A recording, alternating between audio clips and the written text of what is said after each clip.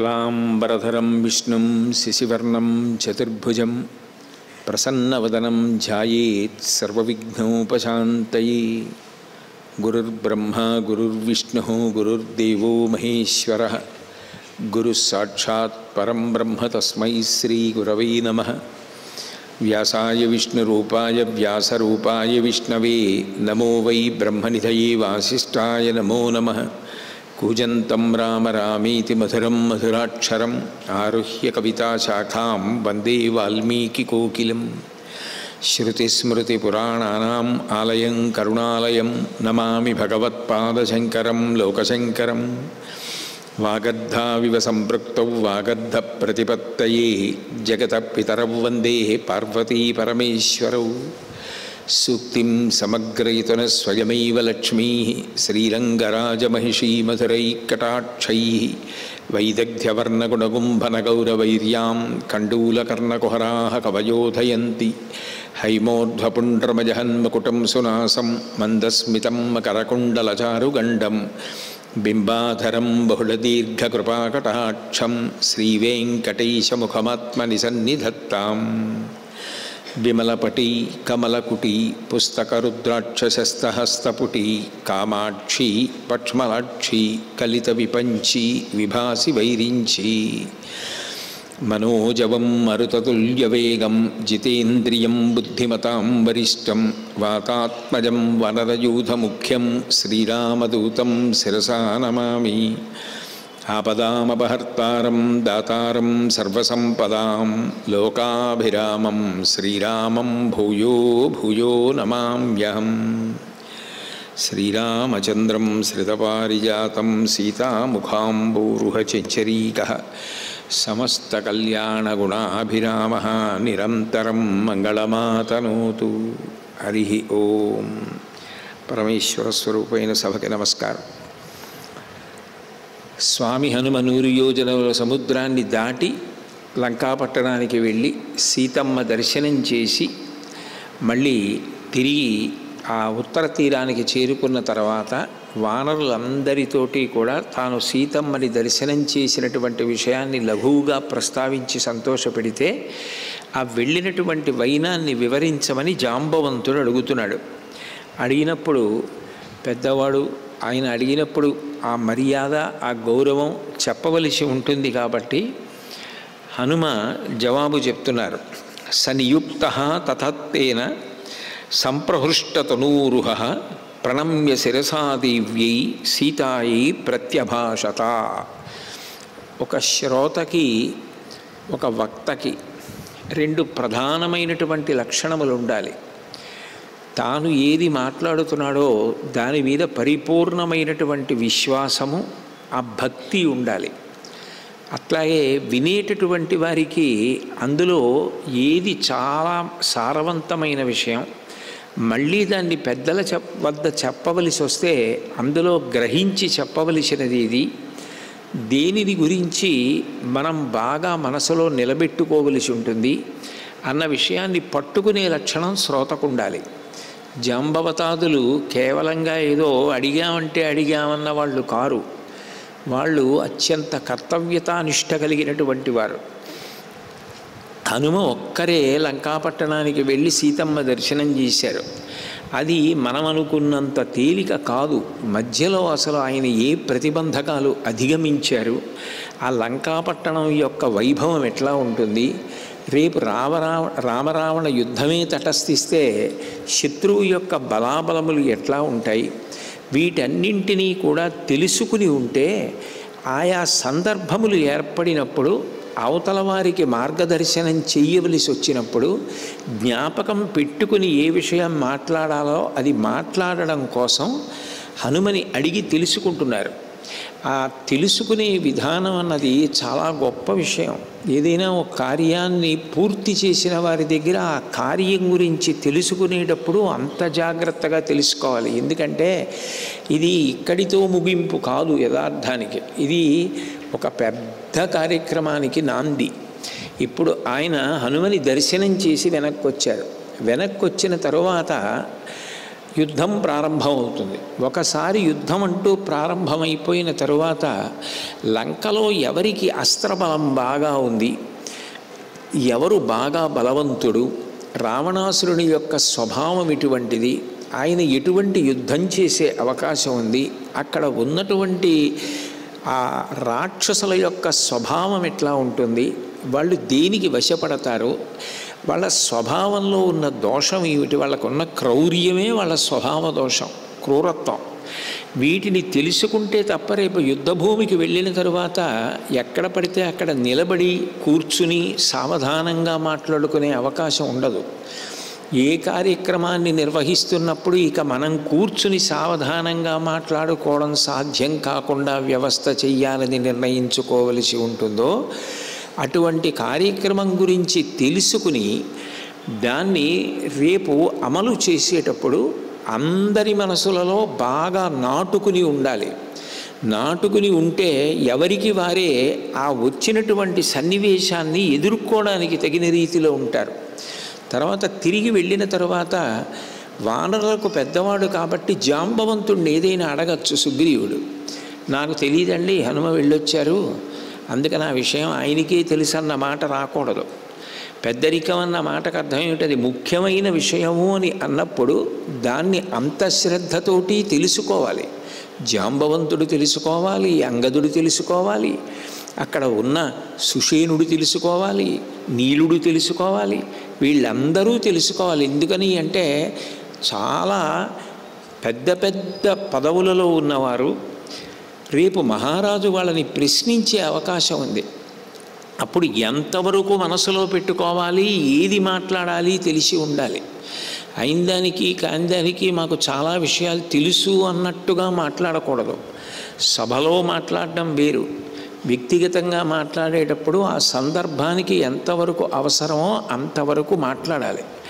కార్యం నిర్వహించాలి అని అనుకున్నవాడు ఇది నేను చెయ్యడమా, ఇది నేను చెయ్యకపోవడమా, తన పెద్దరికాలు ఇట్లాంటివి కాదు పట్టించుకోవడం. కార్యసాధన కొరకు తాను ఎంత కిందకి దిగైనా కార్యక్రమం బాగా సఫలీకృతం కావడానికి శక్తివంచన లేకుండా కృషి చేయాలి. దీనికి అంతటికీ కూడా అవతల వారి దగ్గర పూర్తిగా తెలుసుకునే ప్రయత్నం చెయ్యాలి. రాముడు విశ్వామిత్రుడి దగ్గర ఎట్లా వింటాడో అట్లా వినాలి. అసలు ఒక మనిషి ఎదుగుదలకి ప్రధాన కారణం బాగా వినడం దగ్గరే ఉంటుంది. ఇష్టమైన పదార్థం లభించినప్పుడు నోటితో ఎట్లా జుర్రుకుంటామో అట్లా చెవులతో జుర్రుకోగలిగినటువంటి లక్షణం ఉండాలి. అలా జుర్రుకున్నారు, జీర్ణమైందని గుర్తేమిటంటే సమాజంలో ఏ సన్నివేశంతో మీరు సమన్వయం అవుతున్నా మీకు మళ్ళీ రామాయణం జ్ఞాపకానికి వస్తూ ఉండాలి. రామాయణం మీకు మార్గదర్శనం చేస్తూ ఉండాలి. అట్లా మార్గదర్శనం చేసినప్పుడు ప్రతి సన్నివేశంలో మీరు అన్వయం చేసుకోగలిగినప్పుడే రామాయణం మీకు నిత్య జీవితంలో ఉపయుక్తమవుతోంది అని గుర్తు. చెప్పేటటువంటి వ్యక్తికి అన్నిటికన్నా ఉండవలసిన ప్రధాన లక్షణం ఆ మైమరపు, ఆ సంతోషం, ఆ రోమాంచితం కావడం. ఇది నాకు జన్మజన్మాంతర సుకృతం. ఈ విషయాన్ని ఇతరులెవ్వరూ చెప్పేది కాదు. నేను ఒక్కడనే సీతమ్మ తల్లి దర్శనం చేసి వచ్చాను. ఇందులో కొంత దాపరికం, కొంత చెప్పడం అట్లా ఉండకూడదు. నేను పెద్దలు అడిగినప్పుడు యథాతథంగా జరిగినది ఏది ఉన్నదో అదంతా చెప్పాలి. దేనికి ఒళ్ళు వెంట్రుకలు నిక్కపుడుచుకోవడం అంటే నేను సాధించానని కాదు. ఆ తల్లి నన్ను అంత అనుగ్రహించింది. నిజానికి నాకు మైనాకుడు స్వాగతం పలికిన, సురసని నేను దాటగలిగిన, అగ్నిహోత్రుడు చల్లపడినా, వాయువు సహకరించిన, బ్రహ్మగారి అస్త్రం పనిచేయకపోయినా అన్నింటికీ వెనక ఉన్నవాళ్ళు సీతారాములు. ఆ భక్తి జ్ఞాపకం ఉన్నప్పుడు ఏమవుతుందంటే చేసిన కార్యంలో తన ప్రమేయం జ్ఞాపకానికి రాదు. ఇది నేను చేశాను అని అనుకోడు. నిజంగా ఎన్ని ప్రతిబంధకాలు దాటి కార్యక్రమాన్ని పూర్తి చేయగలిగాను, ఇన్ని ప్రతిబంధకాలు దాటగలిగాను అంటే ఇది నా వ్యక్తిగతమైన గొప్ప కాదు, ఇది ఈశ్వరుడి యొక్క అనుగ్రహం. ఈ కార్యక్రమం వీడు పూర్తి చేశాడు అన్న కీర్తిని నాకు కల్పించడానికి అంత ప్రసాద బుద్ధితో, అనుగ్రహ బుద్ధితో ఈశ్వరుడు నా యందు ప్రసన్నుడైనాడు. నాకు ఎప్పటికీ జీవితంలో కావలసినది ఏది అంటే ఆ ప్రసన్నత్వమే. ఆయన అనుగ్రహం కన్నా ఇంకా ఏదీ అక్కర్లేదు.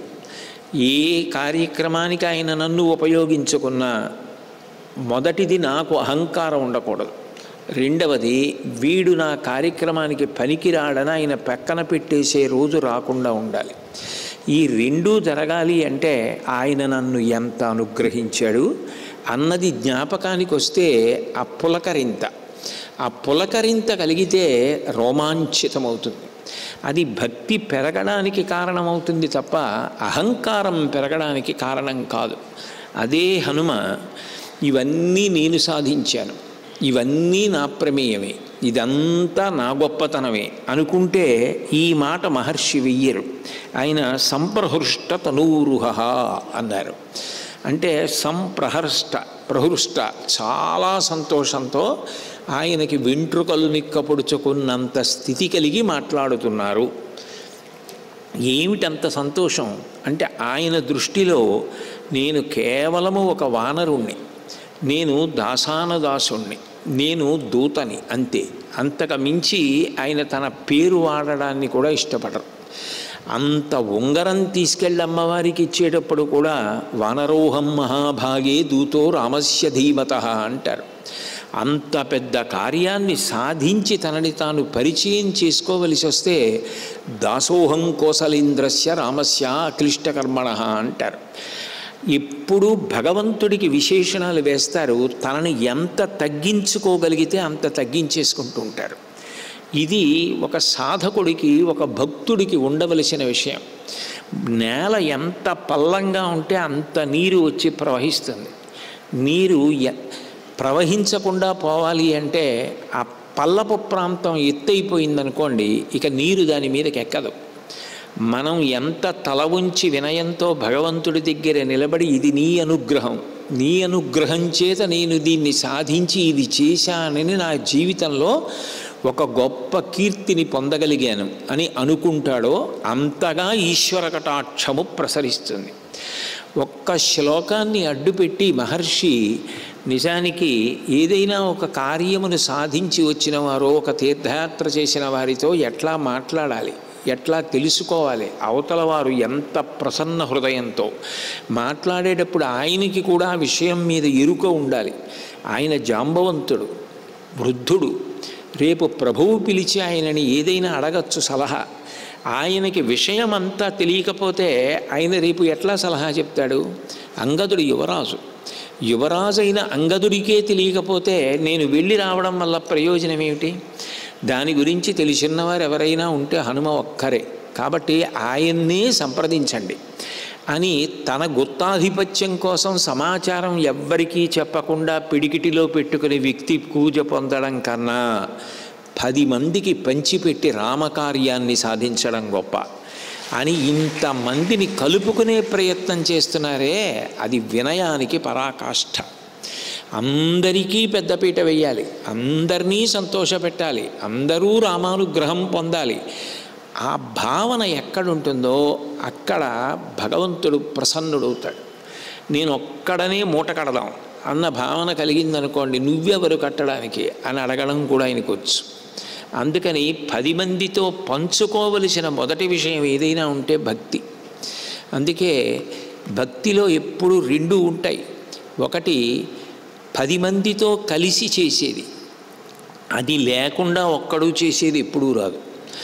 ఒక పల్లకీ పట్టుకోవాలనుకోండి 10 మంది ఉండాలి, ఓ భజన చెయ్యాలనుకోండి 10 మంది ఉండాలి, ఓ ఉత్సవం చేయాలనుకోండి 10 మంది ఉండాలి, ధ్యానం చేయాలనుకోండి మనం ఒక్కళ్ళమే కూర్చుని ధ్యానం చేసుకోవాలి, రామాయణం చదువుకోవాలనుకోండి నేను ఒక్కడిని కూర్చుని రామాయణం చదువుకోవాలి.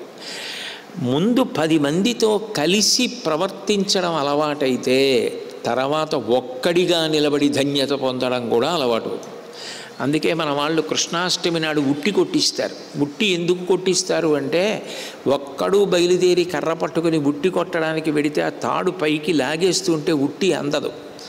అనేక మంది పక్క నుంచి నీళ్లు కొట్టేస్తుంటారు, కాళ్ళు జారిపోతుంటాయి. ఉట్టి అందక నానా ఇబ్బంది పడి చిట్ట చివరికి కొట్టలేకపోయిన వాళ్ళందరూ కలిసి ఒక సమూహంగా ఏర్పడి చేతులు పట్టుకొని అందులో బక్క చిక్కిన వాడిని బాగా పై వరకు ఎక్కిస్తారు. ఎవడు బక్క చిక్కిపోయి ఉన్నాడో వాడు కొడతాడు ఆ పైన ఉన్నటువంటి కుండ.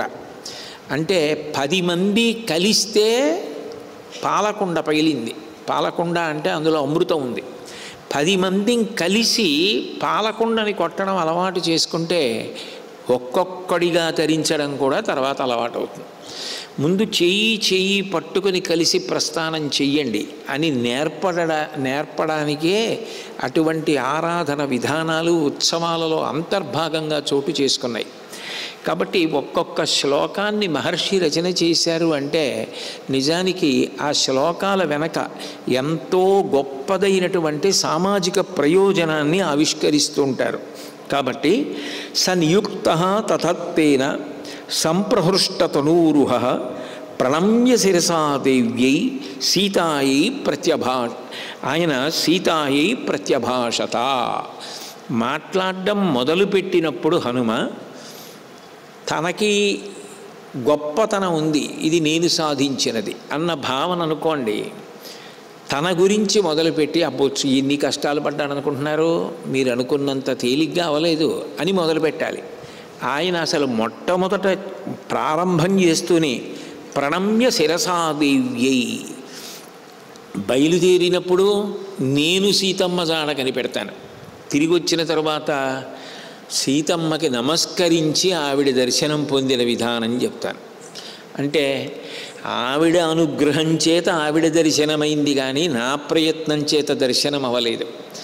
ఎప్పుడూ నా చేత ఆరాధింపబడవలసినది, నన్ను అనుగ్రహించవలసినది ఆమె. అంతేగాని ఆమె ఏదో బంధీకృతురాలయ్యింది అందుకని నేను వెళ్ళి ఆమె జాడ కనిపెట్టానన్న భావన కాదు. ఇది చెప్పడానికి హనుమ ఒక్కొక్క సందర్భంలో ఏం చేస్తారు అంటే నమస్కారం చేసేస్తారు. నమస్కారం ఒక్కటి చేశారనుకోండి, మీకు అవతల వారి పట్ల ఉన్నటువంటి గౌరవం తెలిసిపోతుంది. ఒక్కొక్క వ్యక్తి గురించి మాట్లాడవలసి వచ్చిందనుకోండి, ముందు ఒక్క నమస్కారం చేసి మహానుభావుడండి అన్నారనుకోండి, మీకు ఆయన పట్ల ఎంత గౌరవ భావన ఉందో, ఎంత పూజ్య భావన ఉందో ఆవిష్కృతమైపోతుంది. ఆయన ఒక నమస్కారం చేసి ఆ మాట అన్న తర్వాత మీరు తేలిక చేసి మాట్లాడడం ఇక సాధ్యం కాదు.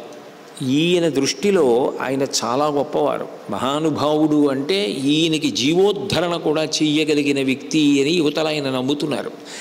కాబట్టి ఇది మనం చాలా జాగ్రత్తగా వినవలసిన విషయం. మనం పంపినప్పుడు ఏదో సీతమ్మ జాడ కనిపెట్టడానికి హనుమ వెళ్ళారని మనం అనుకున్నాం. తిరిగి వచ్చిన ఆయన ఆవిడికి నమస్కారం చేసి మాట్లాడుతున్నారు. అంటే ఆవిడ అనుగ్రహం చేత ఆవిడ దర్శనమైంది కానీ నా ప్రయత్నం చేత ఆవిడ దర్శనము కాలేదన్న విషయము అంతర్లీనముగా ఆవిష్కృతమవుతోంది. కాబట్టి ఇది చాలా గంభీరమైన విషయం. దీన్ని చాలా జాగ్రత్తగా వినాలన్న భావన సహజంగా కలుగుతుంది. అప్పుడు ప్రారంభం చేశారు.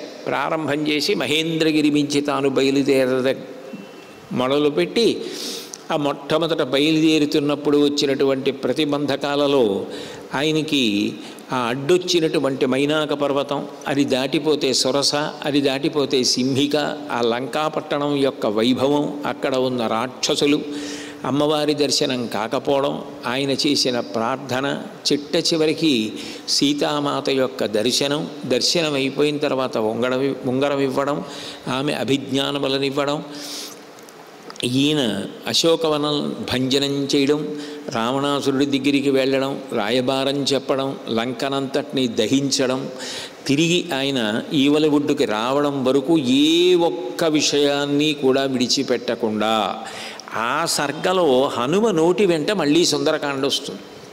అప్పటి వరకు సుందరకాండని హనుమ బయలుదేరిన సుందరకాండగా మనం వింటాం. హనుమ నోటి వెంట సుందరకాండగా ఆయన వెళ్ళి వచ్చిన విషయాలన్నీ కూడా పూసగుచ్చినట్టు ఎక్కడా ఏది విడిచిపెట్టకుండా ఆయన సాధించిన విజయములు, అంటే ఆయనకు వచ్చిన ప్రతిబంధకములు, ఆయన వాటిని అధిగమించిన వైనం కూడా ఆయన చుట్టూ కూర్చున్నటువంటి వానరుల అందరికీ కూడా తెలియచేస్తారు.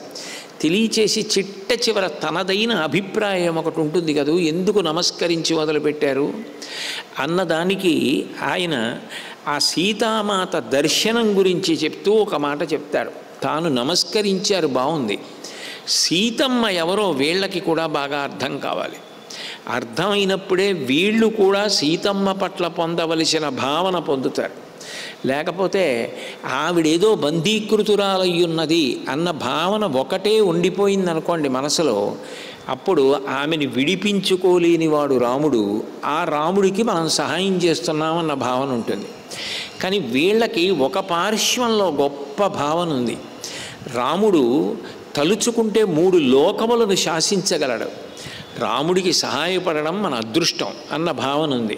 కానీ సీతమ్మ వరకు అప్పటి వరకు వాళ్ళ మనసులో ఉన్న భావన ఏమిటంటే ఆమె రావణాసురుని చేత అపహరింపబడినది. కాబట్టి ఆమె తనని తాను రక్షించుకోలేకపోయిన కారణం చేత రావణాసురుడు అపహరించినాడు. అది వాళ్ళ అభిప్రాయం. అప్పటి వరకు మనసులలో ఉండే అవకాశం ఉన్న అభిప్రాయం కాదు. ఆమె రక్షించుకోలేనిది కాదు. నిజానికి రాముడు కాదు చంపేది, ఆవిడ చంపేసింది. రావణాసురుడు నిహతుడైపోయినాడు. కేవలము నిమిత్తం. భగవద్గీతలో కృష్ణ పరమాత్మ తీర్పు చెప్తారు, నిమిత్తమాత్రం భవ సవ్యసాచి అంటారు. నువ్వు నిమిత్తం అంతే. లోకం రేపు చెప్పుకున్నప్పుడు అర్జునుడు చంపాడు అని చెప్పుకుంటుంది, కానీ యథార్థమునకు వీళ్ళందరినీ నేనే చంపేస్తున్నానంటాడు. అట్లా సీతమ్మ తన పాతివ్రత్యం చేత రావణాసురుణ్ణి చంపేసింది. ఎందుకు వదిలేసింది అంటే రాముడి కీర్తి కొరకు పతివ్రతగా వదిలేసింది. అంటే ఇప్పుడు ఆయన నమస్కారం పెట్టడం కాదు, వానరులందరూ కూడా సీతమ్మకి నమస్కారం చేయవలసింది. ఆమె సేవ చేయడం, ఆవిడ దర్శనం చేయడం ఎంత గొప్ప విషయమో, ఎంతటి మహాపతివ్రతయో వాళ్ళ దృష్టిలోకి బాగా రావాలి. అది పూజ. మీరు చేసేటటువంటి పూజలో మొదట ఉండవలసినది ఏది అంటే ఎంత గొప్పవారు. అటువంటి ఆయనకి ఇవాళ ప్రత్యక్షంగా నేను పూజ చేస్తున్నానా అన్న భావన మీకు ఉందనుకోండి, అప్పుడు మీరు ఇంట్లో చేసే పూజ విగ్రహానికి కాదు, మీరు రాముడికే పూజ చేస్తున్నాను అన్న భావన ఉందనుకోండి. ఏమి రామచంద్రమూర్తి, ఇటువంటి ఆయన ప్రతిరోజు నా చేత పూజ తీసుకుంటున్నారు, ఎంత భాగ్యవంతుడిని నేను అన్న భావన ఉందనుకోండి, ఆ పరవశం వేరు.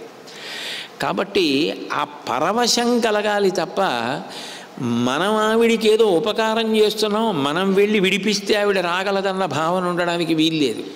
అందుకే జరిగినదంతా చెప్పి చిట్ట చివర ఆయన అసలు సీతమ్మ ఎవరు తన దృష్టిలో అన్నది చెప్తున్నారు. ఇది చాలా చాలా గంభీరమైనటువంటి విషయం అట్లా చెప్పడం. ఎందుకంటే బయలుదేరిన దగ్గర నుంచి సీతమ్మ దర్శనం అయ్యే వరకు 100 శ్లోకాల కింద చెప్పచ్చు కథ. హనుమ సీతమ్మ ఎవరు తన దృష్టిలో చివరికి, సీతమ్మ ఏమని అర్థమైంది ఆయనకి అన్నది చెప్పవలసి వస్తే దానికి దీర్ఘ ప్రసంగం చేయకుండా బహుసూక్ష్మంగా చెప్పవలసి వచ్చిందనుకోండి, అది చాలా కష్టం. అది హనుమ యొక్క వైభవం, అది ఆయన వాగ్వైభవం. ఆయన అంటారు, ఆ తల్లి ఎంత గొప్పది అంటే సర్వధాతి ప్రవృద్ధోసౌ రావణో రాక్షసాధిప తస్యతాం స్పృశతో గాత్రం తపసా న వినాశితం. నిజానికి సీతమ్మని ముట్టుకున్న కారణం చేత రావణాసురుడు దగ్ధమైపోయి బూది కుప్పై పడిపోవాలి. కానీ రావణాసురుడు అట్లా దగ్ధము కాలేదు. ఎందుకు కాలేదు అంటే అంత తపోబలం ఉన్నటువంటి వాడు. అంటే రావణాసురుడు అంటే ఏదో మనం వెళ్ళి చంపేయచ్చు, చాలా తేలిక, నరవానరములు నరగలేదు కదా అన్న భావన ముందు పోవాలి. 2, సీతమ్మ ఎంత గొప్పది అంటే అటువంటి మహాతల్లిని ముట్టుకుంటే బ్రతికేవాడు లోకంలో ఉండడు, వెంటనే బూది కుప్ప అయిపోతాడు. అటువంటిది ఆయన బలవంతంగా అపహరించినా, పట్టుకున్నా, తీసుకెళ్ళినా, అశోకవనంలో ఉంచినా, మాట్లాడకూడని మాటలు మాట్లాడినా ఇప్పటికీ భస్మరాశి కాలేదు. అంటే ఎంత తపశ్శక్తి ఉన్నవాడు రావణాసురుడు. అంతటి తపోబలం రావణుడికి ఉంది. కాబట్టి మనం ఏదో తేలిగ్గా వెళ్ళిపోయి గెలిచేస్తామన్న మాట కూడా సాధ్యమేం కాదు. అంత తపోబలం ఉన్నవాడు, కేవలం సైనిక బలం కాదైంది. 2 సీతమ్మ వైపు నుంచి. అప్పుడు ఆవిడ ఎత్తుకుపోబడమేనా? అంతకన్నా సీతమ్మ చేయగలిగినది ఏముండదా అంటే, సీతమ్మ తల్లి యొక్క శక్తి కన్నా రావణాసురుడి శక్తి ఎక్కువ. అప్పుడు వెంటనే దానికి మళ్ళీ కింద శ్లోకంలో చెప్తున్నారు, నతగ్ని శిఖా కుర్యాత్ సంస్పృష్టా పణినా సతి జనకస్యాత్మజా కుర్యాత్ యత్క్రోధ కలుషీకృత. ఒక చోట అగ్నిహోత్రం వెలుగుతుంటే ఒకడు ప్రయత్నపూర్వకంగా వెళ్ళి అందులో చెయ్యి పెడితే కాలుతుంది. సీతమ్మ ఎటువంటిది అంటే, ఆమె మనసు కలుషితమైందనుకోండి, అంటే ఆవిడ మనసు బాధపడిందనుకోండి, ఎవరి విషయంలో ఆవిడ మనసు బాధపడిందో వాడు బూది కుప్ప అయిపోతాడు. అంటే అగ్నిని ముట్టుకుంటే కాలుతుంది, సీతమ్మని ముట్టుకోక్కర్లా. సీతమ్మ మనసు పాడైతే చాలు, ఇతల వాడు నాశనం అయిపోతాడు. అంటే దాని అర్థం ఏమిటి? సీతమ్మ మనసు నిజానికి బాధపడలేదు. ఎందుకు బాధపడలేదు అంటే, నేను బాధపడితే వాడు బూది కుప్ప అయిపోతాడు. వాడు బూది కుప్ప అయిపోతే మా ఆయన గౌరవం ఏమైపోతుంది? సీతమ్మ తనని తాను రక్షించుకుందని లోకం అంటుంది. అందుకని ఆమె ఓర్పు పట్టి మనసు కలుషీకృతము కాకుండా తనని తాను సంయమనంతో నిగ్రహించుకుంటోంది. అది సీతమ్మ అంటే. శక్తి లేక ఓపిక పట్టడం కాదు, శక్తి కలిగి ఆ తల్లి భర్త మీద గౌరవంతో అంత ఓపిక పట్టినటువంటి తల్లి. అగ్నిశిఖ కన్నా తేజోమూర్తి. అటువంటి తల్లికి వేరొకరి రక్షణ ఏమిటి? వేరొకరు నిజానికి ఆవిడ్ని కాపాడటం ఏమిటి? కాదు, ఆవిడ మనని కాపాడుతుంది. ఆవిడ మాతృస్వరూపిణి. ఆవిడ కోసం మనం వెళ్ళడం మనకు అవకాశం ఇస్తోంది ఆవిడ. అది అందరికీ ఆవిడ ఇవ్వదు. ఆవిడ ఎవరినో ఎంచుకుంటుంది. ఎంచుకుని ఆవిడ ఎందుకో ఏదో కారణానికి ఎప్పుడో ఏదో జరిగిన దానికి లాగుతుంది తాడేసి. ఆవిడ ఉత్తరీయంలో మూట కట్టి నగల కింద పారేసినప్పుడు అనుకుందా, హనుమకి వానరులకి దొరికితే అటే రామచంద్రమూర్తి వస్తారు, వీళ్ళు చూపిస్తారు, గుర్తుపడతారు, రావణాసురుడి యొక్క జాడ తెలుస్తుందని. వదిలిపెట్టేసిందంతే. అట్లాగే ఎప్పుడో ఏదో చేసినది ఉంటుంది, దాన్ని అడ్డుపెట్టి చాలా పెద్ద విషయం ఏమిటంటే రామకార్యంలో పాల్గొనడం. దానికి లాక్కుంటుంది ఆవిడ. లాక్కుని అటువైపుకి తిప్పుతుంది. కాబట్టి అంత గొప్ప తల్లి. నతదగ్ని శిఖా కుర్యాత్ సంస్పృష్టా పణినా సతి జనకస్యాత్మజా కుర్యాత్ యత్క్రోధ కలుషీకృత. ఆమె మనసే కానీ కలుషితమైందా? నిజానికి రావణాసురుడు కాదు కదా, ఎవ్వరూ ఆమె ముందు నిలబడగలిగినటువంటి వారు లేరు, భస్మరాశి అయిపోతారు అని ఆయన అక్కడ ఉన్నటువంటి రాక్షసులు, ఇంద్రజిత్తుకి తెలిసినటువంటి అస్త్రాలు, ఆయన యుద్ధానికి రావడం, బ్రహ్మాస్త్ర ప్రయోగం చేయడం, ఇవన్నీ చెప్పి సీతమ్మతో తను మాట్లాడినటువంటి విషయం గురించి మళ్ళీ తిరిగి ప్రస్తావన చేస్తూ ఇంకొక మాట చెప్తున్నారు. రామ సుగ్రీవ సఖ్యంచ శ్రుత్వా ప్రీతిముపాగత. ఆ సీతమ్మ రాముడు సుగ్రీవుడు చిలిమి చేశారు అన్న విషయాన్ని విని చాలా ప్రీతి పొందినది.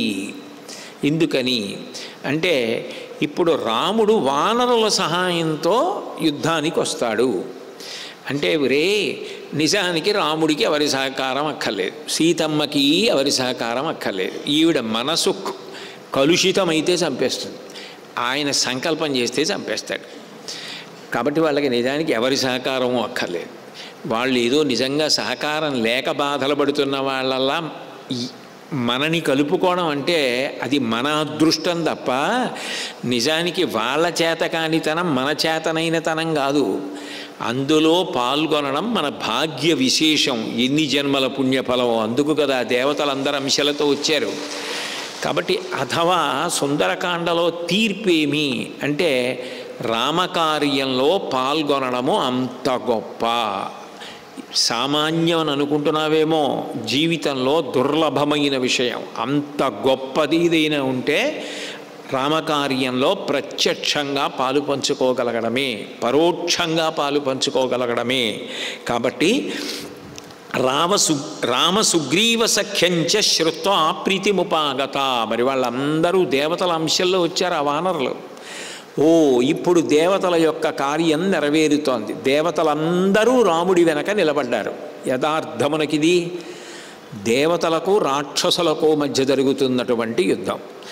శక్తి స్వరూపిణి అమ్మవారు, ఆవిడ అనుగ్రహం ఎటువైపు ఉంటుందో అటువైపు జయించి తీరుతుంది.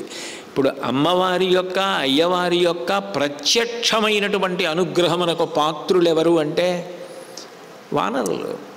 వాళ్ళకి ఆ ప్రతిష్ట అలా శాశ్వతంగా నిలబడిపోతుంది. కాబట్టి రామసుగ్రీవ సఖ్యంచ శ్రుత్వా ప్రీతిముపాగత నియత సముదాచారో భక్తిర్భర్తరీ చోత్తమ. ఆ తల్లి ఎంత గొప్పది అంటే నియత సముదాచారో, ఆమె నియమములను అట్లాగే పాటిస్తోంది. జీవితంలో నియమోల్లంఘనం చాలా తేలిక. ఏ నియమములను పాటించాలో వాటిని విడిచిపెట్టేయడం చాలా తేలిక. అన్నిటికన్నా చాలా గొప్ప విషయం ఏమిటంటే ఏ నియమం పాటించాలని నువ్వు అనుకున్నావో ఆ నియమాన్ని ఏ కారణము చేత విడిచిపెట్టకుండా ఉండుట. ఇటు రాముడికి కానీ అటు సీతమ్మకి కానీ ఇద్దరికీ కాలము ప్రతికూలము. సీతమ్మ అయోధ్యలో ఉండి నియమపాలనం చేయడం గొప్ప కాదు, రాముడు అయోధ్యలో ఉండి నియమపాలనం చేయడం గొప్ప కాదు. ధర్మం కోసం కాలం వ్యతిరేకంగా ఉన్నప్పుడు, పరిస్థితులు ప్రతికూలంగా ఉన్నప్పుడు, ఇంతమంది మధ్య ఉండి కష్టపడుతున్నప్పుడు కూడా నీ నియమము నువ్వు విడిచిపెట్టకుండా అలాగే పాటించాలంటే అంతకన్నా గొప్ప విషయం ఏముంటుంది? ఆమె తన పతివ్రతా ధర్మాన్ని అట్లా పాటిస్తోంది, నియమములను అట్లా పాటిస్తోంది. ఎంత గొప్ప తల్లి! మనదా గొప్ప, ఆవిడిదా గొప్ప.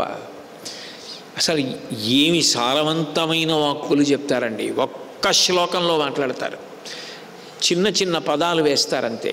అందులో ఆయనకి అర్థమైన సీతమ్మ ఎంత గొప్పగా మాట్లాడతారో ఆ మాటలు చాలు వానరులకు. సీతమ్మ అంటే ఏమిటో వాళ్ళకి అర్థమైపోయింది. అందుకే ఆఖరణ ఆవిడ్ని చూడాలని అంత వెంపర్లాడారు. నియత సముదాచారో భక్తిర్భర్తరిచోత్తమ. ఆమె భర్తయందు విశేషమైనటువంటి భక్తి కలిగినది. ఆమెకి భర్తయందు అంత భక్తి కలిగి ఉండడం ఎవరికి కలిసి వచ్చింది? రావణాసురుడికి కలిసి వచ్చిందన్నారు ఆయన.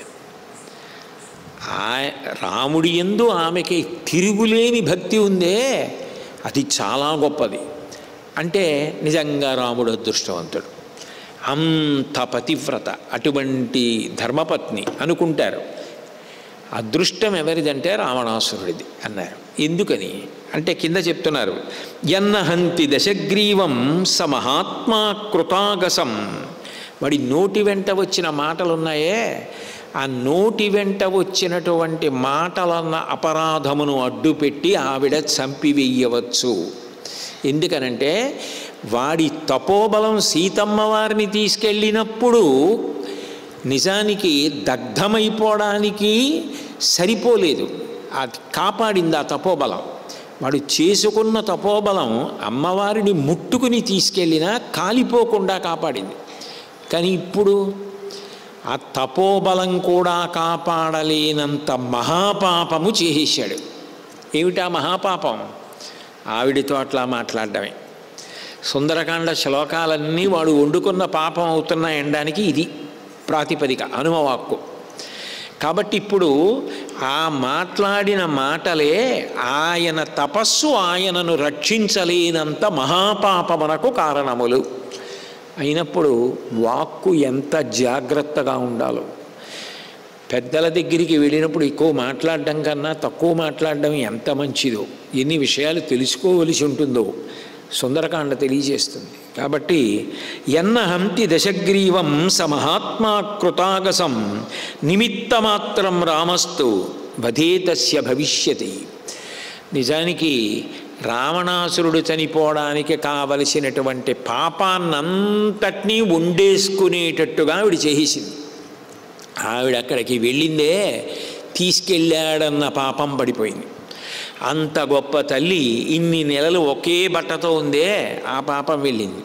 ఏమీ తినలేదే, ఆ పాపం వెళ్ళింది. ఏడ్చిందే, ఆ పాపం వెళ్ళింది. మాట్లాడకూడని మాటలు మాట్లాడాడే, ఆ పాపం వెళ్ళింది.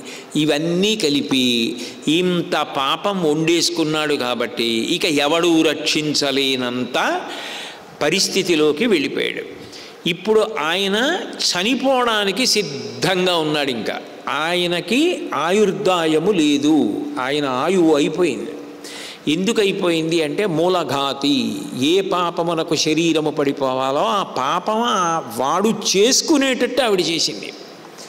నిజానికి వాడు ఎత్తుకుపోలేడు, ఆవిడ వెళ్ళి ఆ పాపం చేయించేసింది. ఇప్పుడు నిమిత్తమాత్రం రామస్తు వధేతస్య భవిష్యతి. నిమిత్తమాత్రం రాముడు వెళ్ళి చంపేస్తాడు. అంటే నిజానికి కీర్తి ఎవరిదప్పుడు? అంత ఓర్పు పట్టి అంత మహాపతివ్రత అయిన సీతమ్మది. ఆవిడే కానీ అంత మహాపతివ్రతగా నిలబడి రాముడికి కీర్తి తేవాలి అన్న భావన వదిలిపెట్టి తనని తాను రక్షించుకోవాలని ఒక్క క్షణం అనుకుని ఉంటే రావణ వధ అయిపోయింది. కానీ రాముడి కీర్తి ఇంత గొప్పగా ఎక్కడైనా దంపతులు సీతారాముల్లా బతకండి సీతారాముల్లా బతకండి అని చెప్పవలసిన అవసరం ఎక్కడి నుంచి వస్తుంది? కాబట్టి అదయా సీతమ్మ అంటే, అది రాముడంటే, అది రామాయణం అంటే, అది రావణాసురుడి యొక్క జీవితం అంటే, జరగబోయే యుద్ధం అది. అందులో పాల్గొనడం మన భాగ్య విశేషం అంతే అని హనుమ చెప్పిన తరువాత వెంటనే అంగదుడు లేచి మాట్లాడడం మొదలుపెట్టాడు. ఎవరెంత మాట్లాడినా స్వభావరీత్యా ఒక్కొక్కళ్ళు మాట్లాడే మాటలు అట్లాగే ఉంటాయి. అప్పుడు ఓపిగ్గా వినాలంతే. ఎందుకనంటే అంగదుడు ఉత్సాహం వచ్చినా పట్టుకోలేం, నిరుత్సాహం వచ్చినా పట్టుకోలేం. ఆయన మాట్లాడకుండా ఉండే అవకాశం ఉండదు. ఎందుకంటే ఆయన యువరాజు, దక్షిణ దిక్కుకి వెళ్ళినటువంటి బృందానికి నాయకుడు. ఆయన మాట్లాడతాడు. అంత మాత్రం చేత ఆయన చెడ్డవాడని కానీ బలహీనుడని కానీ తక్కువ వాడని కానీ రామాయణంలో అంచనా వేయడానికి వీల్లేదు. అంటే వ్యక్తిత్వాలలో ఉండే దోషాల్ని కూడా అంత బాగా చూపిస్తారు మహర్షి. మీరు రామాయణంలో ఉండే వ్యక్తులు బలహీనతలు అని మీరు ఒక కోణంలో పరిశీలించారనుకోండి, అదో అద్భుతంగా కనపడుతుంది. ఎందుకనంటే కొంతమంది ఏం చేస్తారంటే బాగా వింటారు, యువతల వాళ్ళు చెప్పిన మాటలు ఎంత బాగా వింటారో, కానీ వాళ్ళు ఏమీ పాటించరు. వాళ్ళు ముందు నిర్ణయం తీసుకుంటారు. వాళ్ళు ముందు ఒక నిర్ణయం తీసేసుకొని యువతల వాళ్ళు ఏం చెప్పనివ్వండి, మాట్లాడకు అనరు, చక్కగా వింటారు. విని లేదు నేను ఇలా అనుకున్నాను అలాగే చేస్తానంటారు. ఆ కోవలోకి పెడతాడు వాలి. అందుకే తార ఏం చెప్పినా వింటాడు.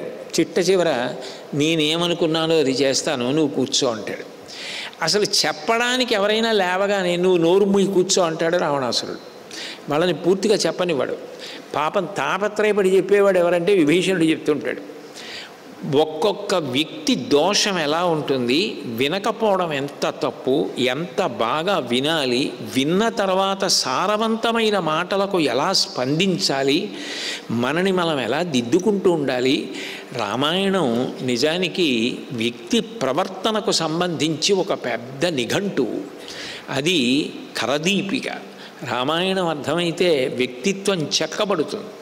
కాబట్టి తస్య తద్వచనం శ్రుత్వా వాలిసూనురభాషత అయుక్తంతు వినా దేవీం దృష్టవద్భిశ్చ వానరాః సమీపం గంతుమస్మాభి రాఘవస్య మహాత్మనః వాయుసూనోర్బలేనైవ దగ్ధా లంకేతి న శ్రుతం దృష్టా దేవీ నచానీత ఇది తత్ర నివేదితం నయుక్తమివ పశ్యామి భవద్భిః ఖ్యాతపౌరుషైః తస్యేవం హతవీరేషు రాక్షసేషు హనుమత కిమన్యదత్ర కర్తవ్యం గృహీత్వా యమజానకీం.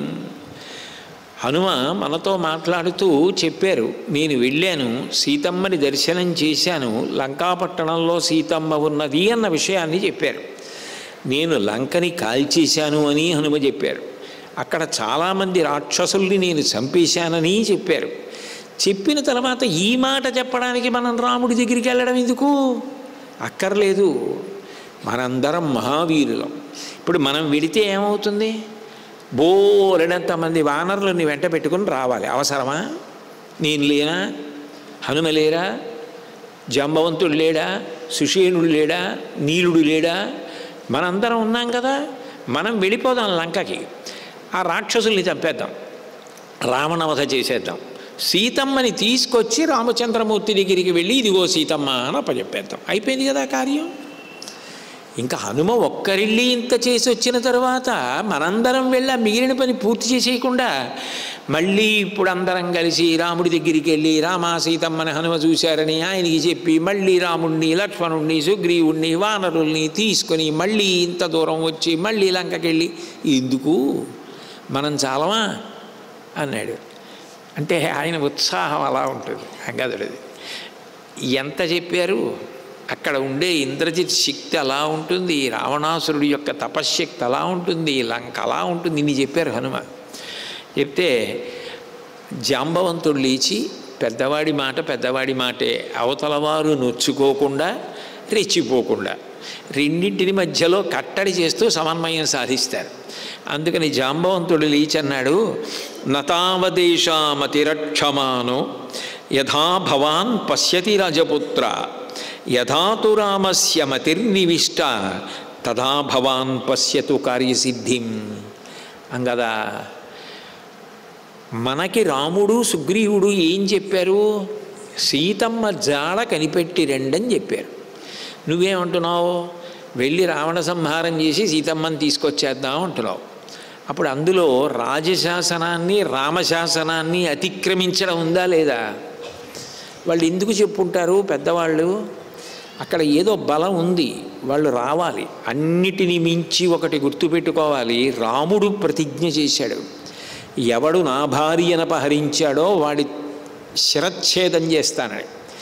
అటువంటి రాముడి ప్రతిష్ట సీతమ్మెందుకు రావణవధ చేయలేదు? రాముడి గౌరవం కోసమని హనుమ చెప్తున్నారు. మనం వెళ్ళి రావణవధ చేసేసి సీతమ్మని తీసుకొచ్చేస్తే సీతమ్మ మనసు సంతోషిస్తుందా, రాముడి మనసు సంతోషిస్తుందా? వాళ్ళిద్దరు సంతోషించినప్పుడు సుగ్రీవుడు సంతోషిస్తాడా? దేనికి ఆ కార్యం? దేనికి తొందరపాటు వద్దు. ఈ పెద్దలు ఏది చెప్పారో అది మనం చేస్తే చాలు తప్ప అత్యుత్సాహం మంచిది కాదు. మనం ఏదో ఊహలు చేసి మనం ఏదో ప్రణాళికలు చేసేస్తే అది ఎక్కడైనా తేడా వచ్చిన తర్వాత ఇలా ఎందుకు చేశారు అంటే పెద్దల యొక్క దీర్ఘదృష్టి వేరుగా ఉంటుంది. వారు ఎట్లా ప్రణాళిక చేశారో దాన్ని మనం యథాతథంగా అమలు చేస్తే చాలు. ఎందుకనంటే ఎక్కడైనా ఓ సమస్య వచ్చినా దాన్ని అధిగమించడం వాళ్ళకి తెలుసు. ఇప్పుడు మనం చటుక్కున అక్కడికి వెళ్ళిపోయిన తర్వాత ఏదైనా సమస్య వస్తే నిజంగా రావణాసురుడు యుద్ధం చేయడం సాధ్యం అవుతుందా? ఒక్క హనుమ తప్ప అందులో మిగిలిన వాళ్ళు అందరూ ఎక్కడ చేస్తారు? యుద్ధకాండలో వింటారుగా. ఒక్క ఇంద్రజిత్ వస్తే ఎలా పడగొడతాడో రామలక్ష్మణుల్నే పడగొట్టేశాడు. హనుమ వెళ్ళి మృత సంజీవని తీసుకొచ్చారు కాబట్టి సరిపోయింది. అంతటి మహావీరుడు ఏ రావణాసురుడు సామాన్యుడా? ఇంద్రజిత్ సామాన్యుడా? ప్రహస్తుడు? ఎటువంటి వాళ్ళు ఉన్నారు అక్కడ? కాబట్టి వద్దు, తప్పు. మనం వెనక్కి వెళ్ళి చక్కగా ప్రభువు సుగ్రీవుడికి చెప్దాం, రామచంద్రమూర్తికి చెప్దాం. వాళ్ళిద్దరూ ఏది చెప్తే మనం అది చేద్దాం. మనకి క్షేమం, వాళ్ళకి సంతోషం. కాబట్టి ఈ ఆలోచన వద్దు అని చెప్పారు. చెప్పిన తర్వాత సరే బయలుదేరుదాం అని అందరూ బయలుదేరి సంతోషంగా ఆకాశ మార్గంలో వస్తున్నారు. ఆ వచ్చేటప్పుడు కూడా ఈ వానరులందరి చూపు మాత్రం హనుమ మీదేట. ఈయన 100 యోజనముల దూరం వెళ్ళి సీతమ్మని చూసొచ్చారని ఆ ఆకాశంలో వెళ్ళిపోతూ వచ్చి ముట్టుకునేవాడు, ఆయన వెనకాల వెళ్ళేవాడు, పక్కకు వచ్చేవాడు ఎవడో, ఆయన్ని చూస్తుండేవాడు ఒకడు. ఇంత తేజస్సు, ఇంత బలం, ఇంత భీమస్వరూపం, ఇంత చిన్నవాడైపోతారు, ఇలా వెళ్ళారు అలా వెళ్ళారు, ఆయన మాలో ఒకడు. అంత ఆనందం వాళ్ళది. కాబట్టి వాళ్ళు అలా వెళ్ళిపోతూ ఉండగా ఆ కిష్కిందకి దగ్గరలోకి వస్తూ ఉండగా వాళ్ళకి మధువనం కనబడింది. అశోకవనం అయితే హనుమ ఒకరే బంధిస్తారు, మధువనం అయితే అందరితో కలిసి తాగుతారు. ఇది ఎప్పటి నుంచో ఉందన్నమాట లోకంలో. అంటే ఒకడేదో పెద్ద కార్యాన్ని సాధించుకొస్తాడు, ఆయనని ఆశ్రయించిన వాళ్ళు ఏమడుగుతారంటే తేనీటి విందు అంటారు కదా, అక్కడ వరకే, అంతకన్నా ఎక్కువ మాటలు వద్దు. తేనీటి విందు అడిగారు వాళ్ళు. ఏదో మాకు మధుర పదార్థం పెట్టండి, కాస్త తాగడానికి మీకు బాగా అర్థం అవ్వాలంటే ఒక కాఫీయో కప్పు టీయో ఇవ్వండి అన్నారు అని అనుకోండి. అంతవరకు తప్ప నా ఉద్దేశంలో అంతకన్నా ఏదో అడిగారని అనకూడదు, చేశారని చెప్పకూడదు, తప్పు. కాబట్టి అంటే బహుశా ఒక వ్యక్తి సాధించుకొస్తే ఆయన్ని పార్టీ అడగడం అన్న సంస్కృతి అప్పుడే మొదలైందేమో అని నేను అనుకుంటాను రామాయణంలో. ఆయన కదా ఇంత సాధించుకొచ్చాడు అంటే పాపం వాళ్ళు కొమ్మలు విరిచారు, తెచ్చారు, కూర్చోబెట్టారు, ముట్టుకున్నారు, పళ్ళట్టుకొచ్చారు, ఆనందపడ్డారు. ఆయన కూడా పార్టీ ఇవ్వాలి. కాబట్టి ఆ మధువనాన్ని చూశారు వాళ్ళు. ఎత్తన్ మధువనం నామ సుగ్రీవస్యాభిరక్షితం అదృశ్యం సర్వభూతానాం సర్వభూత మనోహరం. అది సుగ్రీవుడి చేత సర్వకాలముల యందు రక్షింపబడుతుంటుంది. అందులోకి అదృశ్యం సర్వభూతానాం, సమస్త భూతములు కూడా భయపడతాయి అందులోకి వెళ్ళడానికి. అంటే అంత ప్రీతి పాత్రం సుగ్రీవుడికి కాదు, సుగ్రీవుడి అన్నగారైన వాలి బతికున్నప్పుడు ఆయనకి అంతే ప్రీతి, ఆయన తండ్రి గారు బ్రతికున్నప్పుడు అంతే ప్రీతి. ఆ మధువనాన్ని అలా కాపాడుతూ ఉంటారు. అందులో పెద్దవాడు సుగ్రీవుడి మేనమామ, అంటే ఎంత పెద్దవాడు అయి ఉంటాడు, దధిముఖుడని, ఆయన ఆ వనాన్ని రక్షణ చేస్తూ ఉంటాడు కొంత వానర బలంతో. అటువంటి మధువనాన్ని వాళ్ళు పైనుంచి చూశారు. అదేమిటంటే పళ్ళు విరగ కాసేసి ఉంటుంది, ఎక్కడ చూసిన తేనె పట్లు.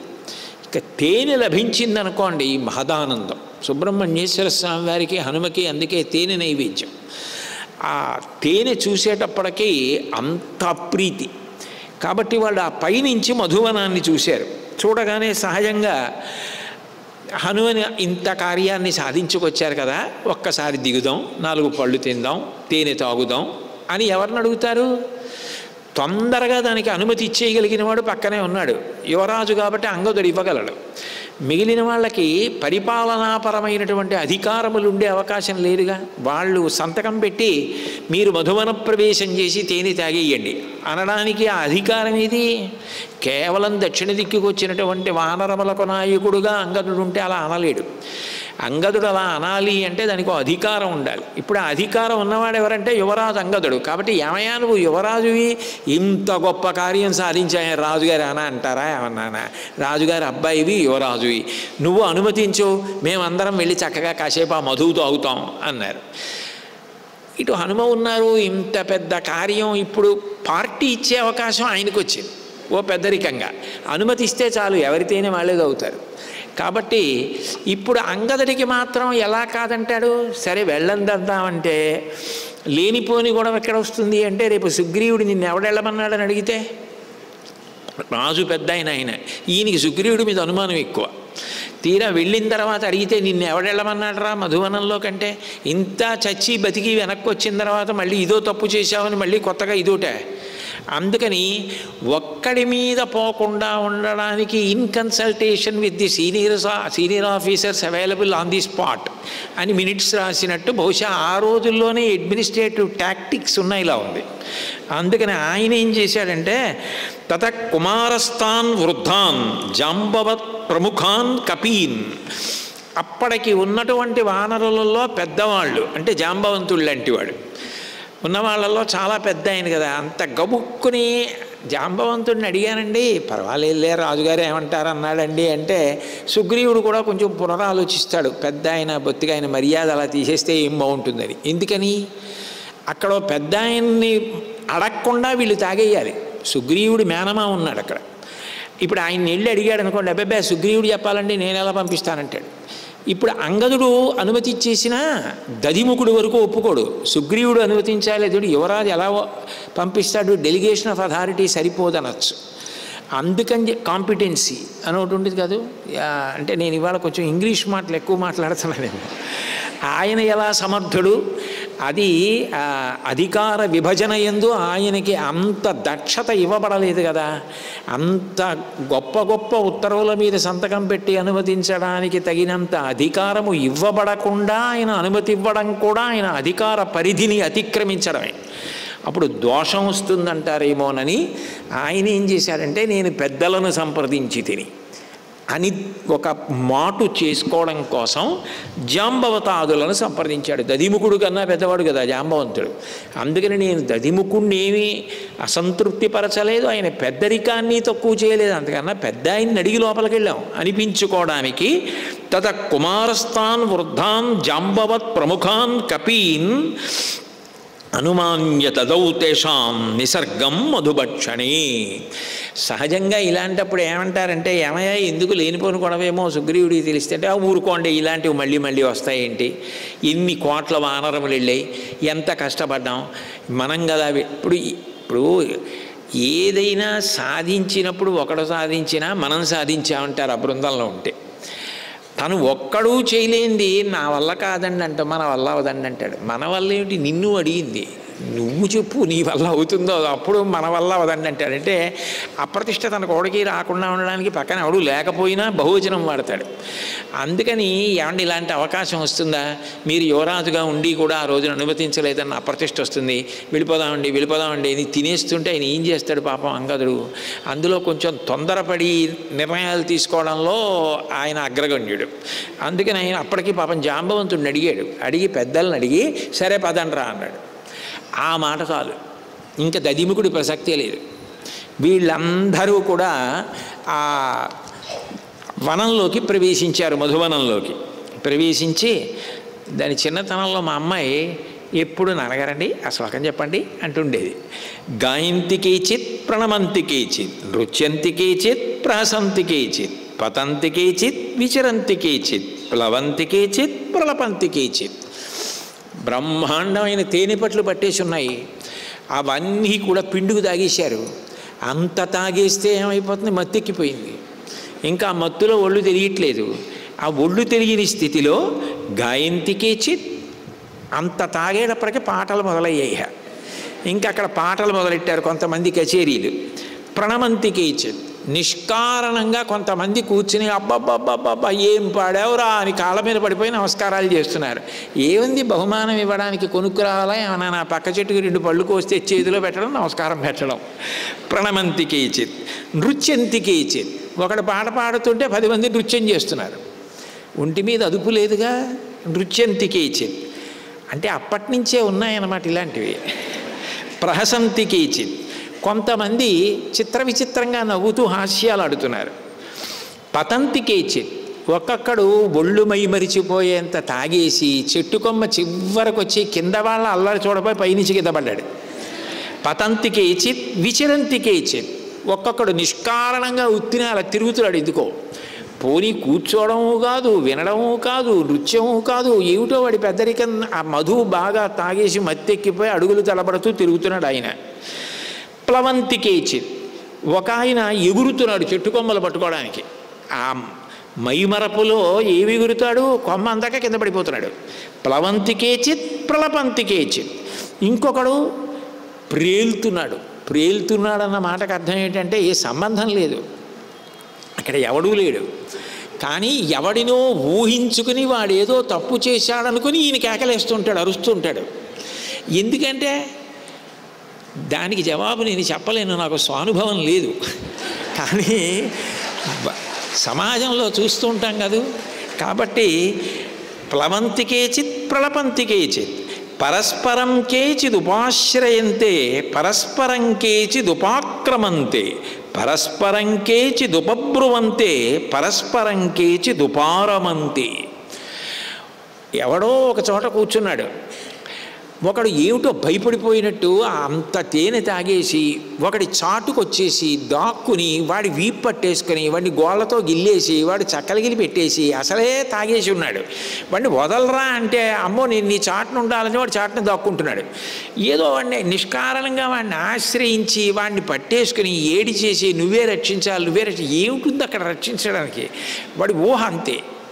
కాబట్టి పరస్పరం కేచిదుపాశ్రయంతే పరస్పరం కేచిదుపాక్రమంతే. నిష్కారణపు దెబ్బలాటలు. ఒకడికన్నా ఒకడు గొప్ప అనిపించుకోవడానికి దెబ్బలాడుకుంటూ ఉండడం. పోనీ ఇద్దరే దెబ్బలాడుకుంటారా అంటే 5 నిమిషాలు వీడితో పక్కవాడితో విడదీయడానికి వచ్చిన వాడు ఉంటాడు, వాడి మీద కలిగిపడ్డాం. ఏమిటో అలా ఉంటుంది. కాబట్టి పరస్పరం కేచిదుపాక్రమంతే పరస్పరం కేచిదుపబ్రువంతే. సంబంధం ఏమి ఉండదు. ఆ ఇద్దరూ మాట్లాడుకుంటున్నారు. ఆ ఇద్దరూ మాట్లాడుకున్నది మూడో వాడికి అర్థమైతే ఒట్టు, అలా మాట్లాడుకుంటున్నారు. పరస్పరం కేచిదుపబ్రువంతే పరస్పరం కేచిదుపారమంతే. ఎవరెవరో కలిసి ఏవో ఆడుకుంటున్నారు. వాళ్ళు ఏం ఆడుకుంటున్నారో వాళ్ళకి తెలియదు, చూసిన వాళ్ళకి తెలియదు, కానీ ఆడుకుంటున్నారు. అంటే వాళ్ళు అంత మధుపానం చేశారు, అంత సంతోషాన్ని వాళ్ళు ఏర్పాటు చేసుకున్నారు. ఎందుకంటే హనుమ అశోకవనాన్ని భంజించి రాక్షసుల్ని చంపి సీతామాత దర్శనం చేసి తిరిగి వచ్చినందుకు వీళ్ళు మధువనాన్ని భంజించారు ఇంతమంది కలిసి. ద్రుమాద్రుమం కేచిదభిద్రవంతే క్షితౌ నగాగ్రాన్ నిపతంతి కేచిత్ మహీతలాత్ కేచిదుదీర్ణవేగా మహాద్రుమాగ్రాణ్యభిసంతపంతి. కొంతమంది ఒక చెట్టు మించి ఇంకో చెట్టు మీదకి దూకుతున్నారు. మరికొంతమంది చెట్టు పై వరకు ఎక్కేసి అక్కడి నుంచి నేల మీదకి దూకుతున్నారు. మరికొంతమంది ఒక కొమ్మ మించి ఇంకో కొమ్మ మీదకి ఎగురుతున్నారు. అంటే దాని అర్థం ఏమిటంటే అసలు దగ్గరికి వెళ్ళడానికి కూడా వీల్లేదు. ఎవడైనా ఏమిట్రా ఇది అని అడగడానికి వెడితే ఎవడా పైనుంచి మీదడతాడో తెలియదు. అటువంటి పరిస్థితిలో ఉంది ఆ మధువనం. ఈ వాళ్ళే అలా ఉంటే ఇంకా చెట్లే ఉంటాయి, ఇంకా తేనెపట్లే ఉంటాయి, పళ్ళే ఉంటాయి. సర్వనాశనం అయిపోయింది 5 నిమిషాల్లో. అశోకవనాన్ని ఆయన ఒకడే భంజించాడు. వీళ్ళందరూ కలిపి మధువనాన్ని భంజిస్తున్నారు. గాయంతమన్య ప్రహసన్నుపైతి హసంతమన్య ప్రరుదన్నుపైతి రుదంతమన్య ప్రణుదన్నుపైతి సుదంతమన్య ప్రణుదన్నుపైతి. ఇది ఒక విచిత్రమైనటువంటి మనస్థితి. మహర్షి ఎంత అద్భుతంగా దాన్ని వర్ణించారు. ఒకడు గానం చేస్తున్నాడు, ఆ పాట పాడుతున్న వాడి దగ్గరికి వెళ్ళి ఇంకొకడు కూర్చుని నవ్వుతున్నాడు. అబ్బాయి ఎంత బాగా పాడుతున్నావు అన్నట్లుగా. పోనీ ఆ నవ్వుతున్న వాడి దగ్గరికి వెళ్ళి ఇంకోటి నవ్వితే పర్వాలేదు, ఈ నవ్వుతున్న వాడి దగ్గరికి వెళ్ళి ఇంకోడు ఏడుస్తున్నాడు. ఈ ఏడుస్తున్న వాడి దగ్గరికి ఇంకోడు వెళ్ళి వాడిని తోస్తున్నాడు. ఈ తోస్తున్న వాడి దగ్గరికి వెళ్ళి ఇంకోడు అరుస్తున్నాడు. ఏమిటి సంబంధం దానికి? అంటే ఏమి సంబంధం లేకపోవడమే అంత తాగేయడం. కాబట్టి వాళ్ళందరూ మధుపానం చేసి మధువనంలో ఇలా వానరములన్నీ కూడా ఆడుకుంటున్నాయి. ఆడుకుంటుంటే ఆ దధిముఖుడికి చెప్పారు వానర శ్రేష్ఠులు వెళ్ళి. అకస్మాత్తుగా అంగదుడి నాయకత్వంలో వానరులు వచ్చారు. తరతరాలుగా ఉన్న వనం పాడైపోతోంది, ఇలా ఈ మధువనాన్నంతటినీ పాడు చేస్తున్నారని దధిముఖుడు వచ్చి పెద్ద పెద్ద కేకలేసి వాళ్ళని ఆపబోయాడు. వినేవాడెవరు, ఆగేవాడెవరు అక్కడ? వాళ్ళు నకైస్తుదంతో దశనైర్దశంత తలైశ్చ పాదైశ్చ సమాపయంత మదాత్కపిం కపియస్సమగ్ర మహావనం నిర్విషయం చక్రుహు. కొంతమంది ఆ మధుపాన మత్తులైపోయి ఉన్నారు. ఉండి వాళ్ళు గోళ్లతో భయంకరంగా గాయాలు అయ్యేటట్టుగా దధిముఖుడి మీదకి వెళ్ళిపోయి ఆయన్ని గీరేశారు. కొంతమంది దంతాలతో కొరికేశారు, కొంతమంది చేతులతో కొట్టేశారు, కొంతమంది పాదాలతో తన్నేశారు. ఆ వనమంతా ధ్వంసం చేసి పారేశారు. చేసేసి యథేచ్ఛగా ఆ దధిముఖుడిని పడగొట్టేసి వానరుల్ని పడగొట్టేసి ఆ మధువు తాగేసి మిగిలిందంతా కింద పోసేసి ఆ తేనె తుట్టెలు తీసి ఆ తుట్టెలు పెట్టి కొట్టుకుంటున్నారు. ఎందుకు అంటే కొట్టుకున్నా నోటికి తీగ తగులుతూ ఉంటుంది కాస్త, అందుకని ఆ తేనె తుట్టెలు పెట్టి కొట్టుకుంటున్నారు. ఆ సేవించిన మత్తులో ఇక ఆడలేక నడవలేక పాడలేక కొంతమంది ఆకులు వేసుకోబడుకున్నారు. మళ్ళీ అదోటి అక్కడ చెట్ల ఆకులు తెచ్చి పరుచుకుని వాళ్ళు పడుకున్నారు. మరికొంతమంది నిష్కారణంగా సింహనాదాలు చేస్తున్నారు ఏదో యుద్ధం వచ్చినట్టుగా. మరి కొంతమంది పక్షుల్లా కూతలు కూయడం మొదలెట్టారు చెట్లెక్కి. కొంతమంది కటిక నేల మీదే పడుకున్నారు. ఇక నేను దాన్ని వర్ణించేది ఏముంది, ఇప్పటికే మీకు బాగా అర్థమై ఉంటుంది ఆ పరిస్థితి.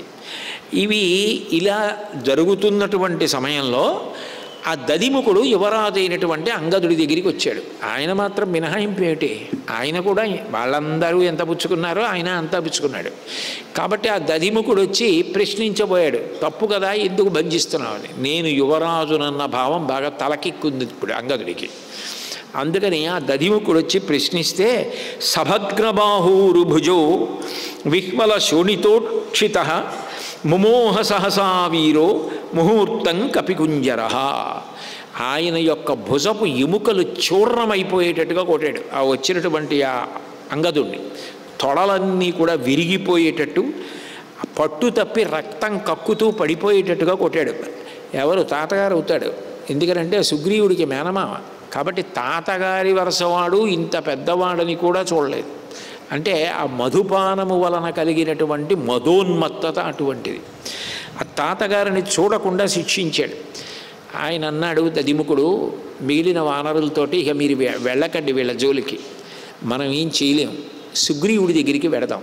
వెళ్ళి ఇది ఇలా జరిగింది, అంగదుడి నాయకత్వంలో వానరులు హనుమతో కలిపి వచ్చి మధువనాన్నంతటినీ పాడు చేసేశారని చెప్దామని తిన్నగా బాధపడుతూ రక్తం కక్కుకుంటూ పాపం వెళ్ళి రాముడు లక్ష్మణుడు దగ్గర కూర్చున్నటువంటి సుగ్రీవుడి యొక్క పాదముల మీద పడిపోయాడు. పడిపోయి ఏడుస్తున్నాడు వానర భాషలో. ఆయన ఏడుస్తుంటే సుగ్రీవుడు సంతోషిస్తున్నాడు. అర్థం కాని వాళ్ళు ఎవరంటే రామలక్ష్మణుడు. ఆ వచ్చినవాడు రక్తం కక్కి ఏడుస్తున్నాడు. మాటల మధ్య మధ్యలో అంగదుడు అంటున్నాడు, హనుమంటున్నాడు. ఆ చెప్తున్నవాడు ఏడుస్తున్నాడు, వింటున్నవాడు సంతోషిస్తున్నాడు సుగ్రీవుడు. రామలక్ష్మణులకు ఎలా ఉంటుంది?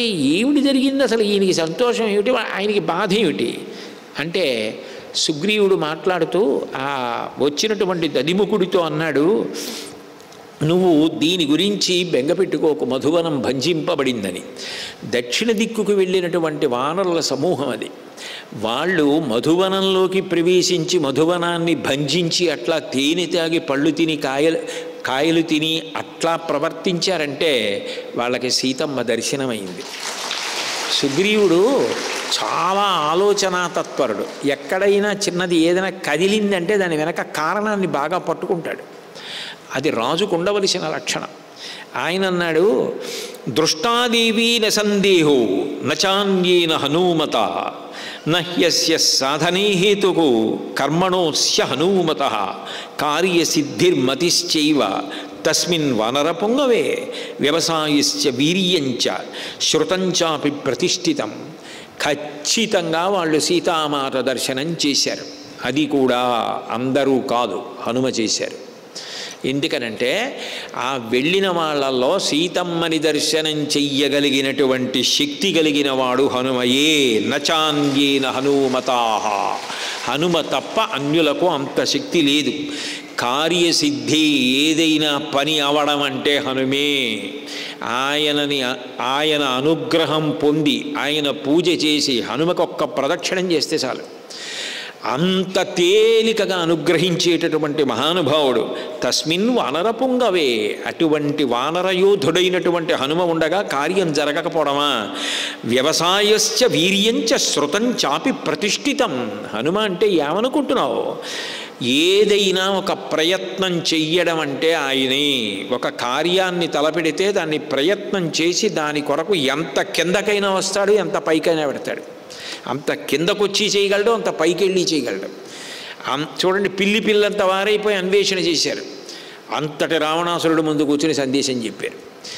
ఏదైనా చెయ్యగలిగిన వాడు ఆయనే. వ్యవసాయశ్చ వీర్యంచ, అంతటి తేజోవంతుడు, పరాక్రమవంతుడు, శూరుడు. శృతంచాపి ప్రతిష్ఠితం, సమస్త శాస్త్రములు తెలిసిన్నటువంటి వాడు అని చెప్పి, నేను చెప్పానని చెప్పు, వాళ్ళందరినీ వెంటనే ఇక్కడికి రమ్మంటున్నానని చెప్పు అన్నారు. అనేటప్పటికీ దధిముఖుడు వానరులతో కలిసి పరిగెత్తాడు. ప్రభువే ఇంత సంతోషిస్తుంటే ఇంకా మనం ఏం చేస్తామని పరిగెత్తాడు. లక్ష్మణస్వామికి కంగారు. ఏమైంది? ఆ వచ్చినవాడు ఏడుస్తున్నాడు, మధువనానికి రక్షకుడు కదా, నువ్వెందుకు మధ్య మధ్యలో హనుమ హనుమ అంటున్నావు? వాళ్ళు హనుమ అంటున్నారు, అంగదుడు అంటున్నారు, జాంబవంతుడు అంటున్నారు, వాళ్ళని తీసుకురమ్మంటున్నావు, ఏమైందని అడిగాడు. అడిగితే లక్ష్మణస్వామికి జవాబు చెప్తూ సుగ్రీవుడు అన్నాడు, దృష్టా సీతా మహాబాహో సౌమిత్రే పశ్యతత్వతః అభిగమ్య తథా సర్వే పిబంతి మధువానరాః సచాప్య దృష్ట్యా వైదేహీం విశ్రుతాః పురుషర్షభ వనం దత్తవరం దివ్యం దర్శయేర్ ఇర్వనౌకసః. అది ఖచ్చితంగా వెళ్ళినటువంటి దక్షిణానికి వెళ్ళిన బృందంలో హనుమ సీతమ్మ యొక్క దర్శనాన్ని చేశారు. ఆ సంతోషంలోనే వాళ్ళందరూ మధువనంలో దిగారు. వాళ్ళు తేనె తాగారు, వనాన్ని భంజిస్తే భజించారు, కానీ ఒక గొప్ప వార్తని సాధించుకొచ్చారు. అట్లా కాకపోతే హనుమ లాంటి బుద్ధిమంతులైనటువంటి వీరుడు, యువరాజైన అంగదుడు, జాంబవంతుడు లాంటి పెద్దవాడు, వీళ్ళందరూ రుక్షరజస్సు అంటే మా నాన్నగారికి సృష్టికర్త అయిన చతుర్ముఖ బ్రహ్మగారు వరముగా ఇచ్చినటువంటి వనం. ఆ వనం అందుకని దాన్ని అలా కాపాడతాం. అటువంటి వనాన్ని తెలిసున్న పెద్దలు వీళ్ళందరూ, బుద్ధిమతాం వరిష్టం హనుమ, ఆయన భంజిస్తారా? భంజించరు. అంటే ఎంత ఆనందంలో ఉన్నారు అంటే వాళ్ళకి సీతమ్మ దర్శనమైంది అన్నారు. ఈ మాట కోసం ఎంత పరితపిస్తున్నారు రామలక్ష్మణులు. మొదట ఈ శుభవార్త పరోక్షంగా అయి ఉంటుంది ఖచ్చితంగా అన్నవాడు సుగ్రీవుడు. ఈ మాట విన్నారట రామలక్ష్మణులు. తతః ప్రహృష్టో ధర్మాత్మ లక్ష్మణ సహరాఘవ శ్రుత్వా కర్ణసుఖాం వాణీం సుగ్రీవ వదనాచ్యుతాం.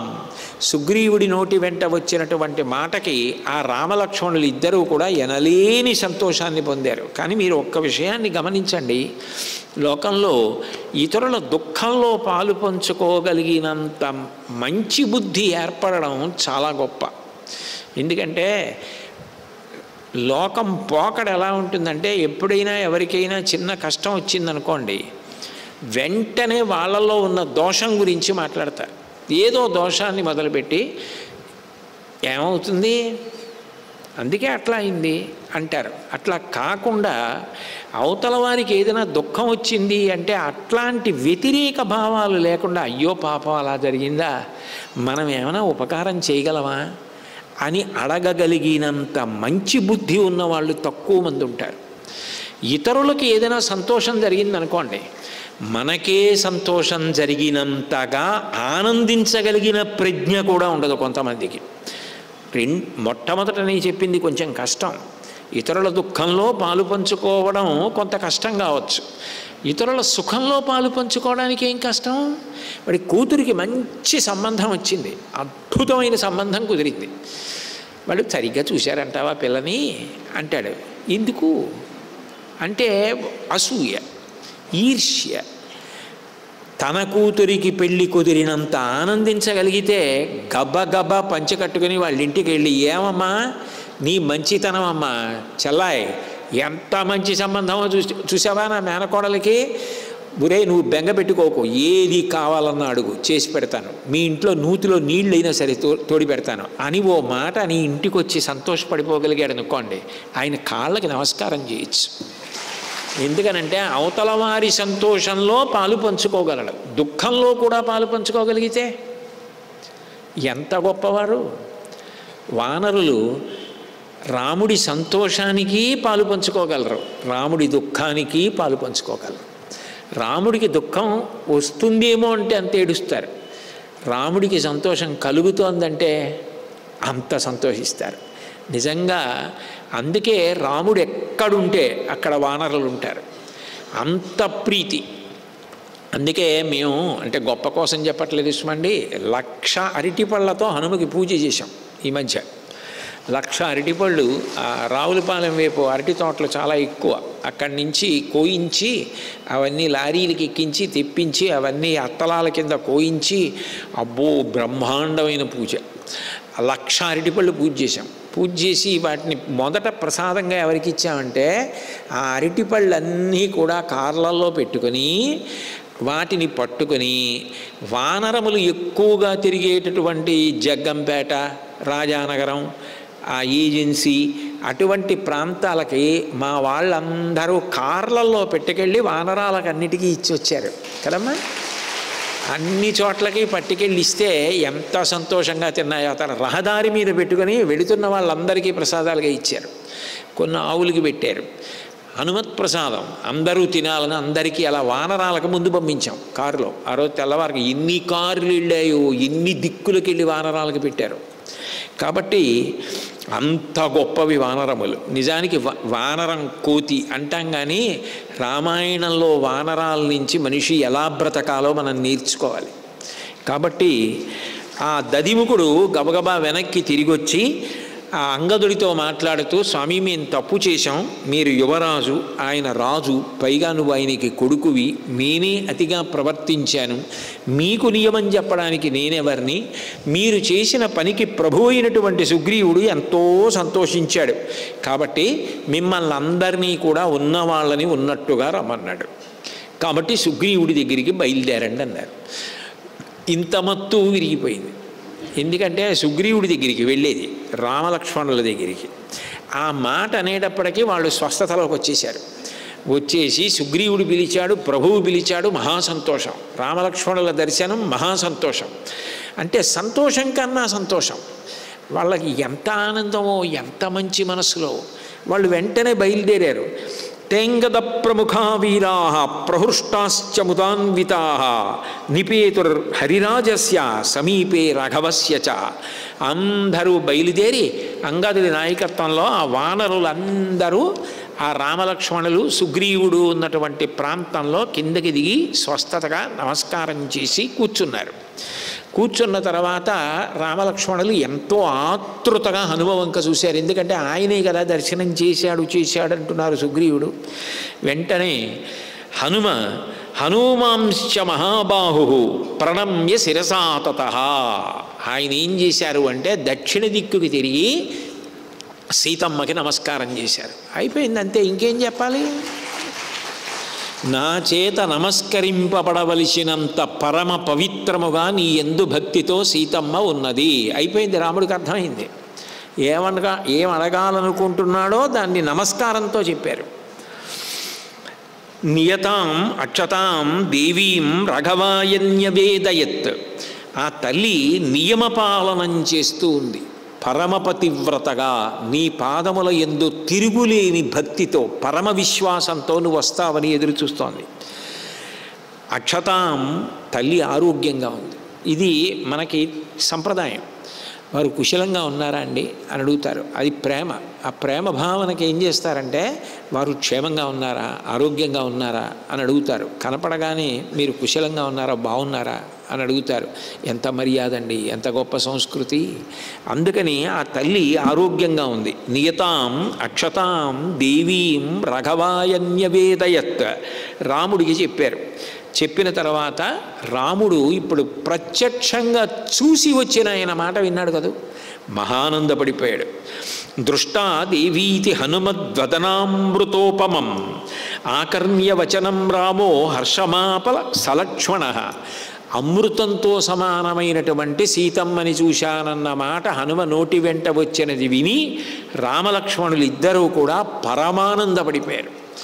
పరమానందపడిపోయిన తర్వాత ఎక్కడుంది ఇది చెప్పాలి కదూ. వెంటనే హనుమని వెనక్కి తోసేశారు. వానరులు అందరూ ముందుకొచ్చి ఆ సీతమ్మ లంకాపట్టణంలో ఉంది, ఆ అశోకవనంలో ఉంది, శిశుపావృక్షం కింద కూర్చునుంది. అదంతా కూడా రావణాసురుడి లంక. చుట్టూ రాక్షస స్త్రీలు ఉన్నారు. హనుమ చెప్తే విన్నారు కదా, అందుకని చెప్పి వీళ్ళు చెప్పేయడం మొదలుపెట్టారు. అసలు చూసి వచ్చిన వాడెవరో ఆయన తప్ప వీళ్ళెవ్వరూ చెప్పలేని ప్రశ్న వేయడం రాముడికి రాదేమిటి?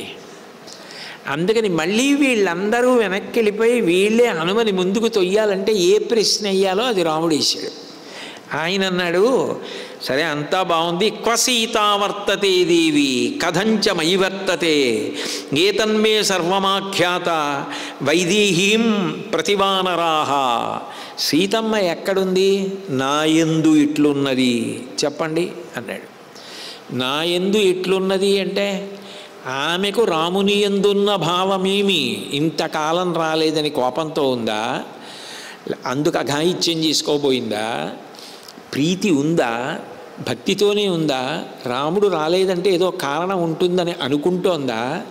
ఈ విషయం ఎవరు చెప్పాలి? వెళ్ళి మాట్లాడిన వాడు చెప్పాలి. అంటే సీతమ్మ బాగా అర్థమైన వాడెవరో ఆయనే చెప్పాలి. అందుకని వానరులు ఏ భావనతో మళ్ళీ వెనక్కి వెళ్ళిపోయి హనుమని ముందుకు దోహేశారు. నువ్వు చెప్పు ఇది మాకు తెలియదు అని. అంటే ముందుకెళ్ళిన వాళ్ళందరూ మళ్ళీ వెనక్కి వెళ్ళిపోయి ఎవరు చెప్పగలడో వాడే ముందుకు వచ్చేట్టు చేసే ప్రశ్న రాముడు వేశాడు. వేస్తే వాళ్ళందరూ అన్నారట వానరులు, రామస్య గదితం శ్రుత్వా హరయో రామసన్నిధౌ చోదయంతి హనుమంతం సీతా వృత్తాంత కోవిదం. మహర్షి ఎంత బ్రహ్మాండమైన మాటలు వేస్తారో. హనుమ సీతావృత్తాంత కోవిదంట వానరుల దృష్టిలో. సీతావృత్తాంత కోవిదుడు ఎంత గొప్ప బిరుదో నిజంగా. వానరులు అనుకున్నారట సీతావృత్తాంతము అంత బాగా తెలుసున్నది హనుమకి. మనం ఏం చెప్తాము? రాముని ఎందుట్లున్నది అంటే అన్న మాట తేడా వస్తే నిష్కారణ శిరచ్ఛేదం. అందుకని మనం వెనక్కి పోదాం, ఆయన చెప్తాడండి. ఎందుకంటే ఆయనే మాట్లాడొచ్చారు, ఆయనకే బాగా తెలుసని ముందుకు పెట్టారట. సీతావృత్తాంత కోవిదమ్మ అని ఆయనకు బిరుదిచ్చి హనుమని ముందుకు తీసుకొచ్చారు. ఇప్పుడు హనుమ నా ఎందెట్లున్నది, ఎక్కడున్నది అని కదూ అడిగారు. ఆయన ఎంత గొప్పవారంటే హనుమ ప్రశ్న అడిగిన ఆయన అంత గొప్పవాడు, జవాబు చెప్పిన ఆయన ఎంత గొప్పవాడో చూడండి. శ్రుత్వాతు వచనం తేషాం హనుమాన్ మారుతాత్మజ ప్రణమ్య శిరసా దేవ్యై సీతాయైతాం దిశం ప్రతి ఉవాచ వాక్యం వాక్యజ్ఞ సీతాయా దర్శనం యథా. ఆయన వెంటనే రామచంద్రమూర్తి అడిగిన ప్రశ్నకి జవాబు చెప్పడానికి ముందుకొచ్చి ప్రణమ్య శిరసాదేవ్యై సీతాయై తాం దిశం ప్రతి. ప్రశ్న అడిగిన వాడెవరు? రాముడు. జవాబు చెప్పవలసిన వారెవరు? హనుమ. ఎవరికి జవాబు చెప్తున్నారు? రాముడికి. రాముడెవరు? పూజనీయుడు. కాబట్టి నమస్కారం ఎవరికి చేసి చెప్పాలి? రాముడికి చేయాలి. నమస్కారం ఎవరికి చేశారు? హనుమ సీతమ్మకి చేశారు. అంటే రామా, సీతమ్మ అంతటి మహాతేజోమూర్తి అని నాకు అర్థమైనది అని చెప్పడానికి ప్రణమ్య శిరసా దేవ్యై సీతాయై తాం దిశం ప్రతి. సీతమ్మ ఏ దిక్కులో ఉందో దిక్కుకు తిరిగి శిరసా అంటే తల తగిలేటట్టుగా కింద పడి, శిరస అంటే తల భూమికి తగలాలంటే సాష్టాంగ నమస్కారం చెయ్యాలి కదా, అందుకని సాష్టాంగ నమస్కారం చేశారట. అది హనుమ యొక్క వైభవం అంటే. అది మహానుభావుడైన. ప్రణమ్య శిరసాదేవ్యై సీతాయై తాం దిశం ప్రతి.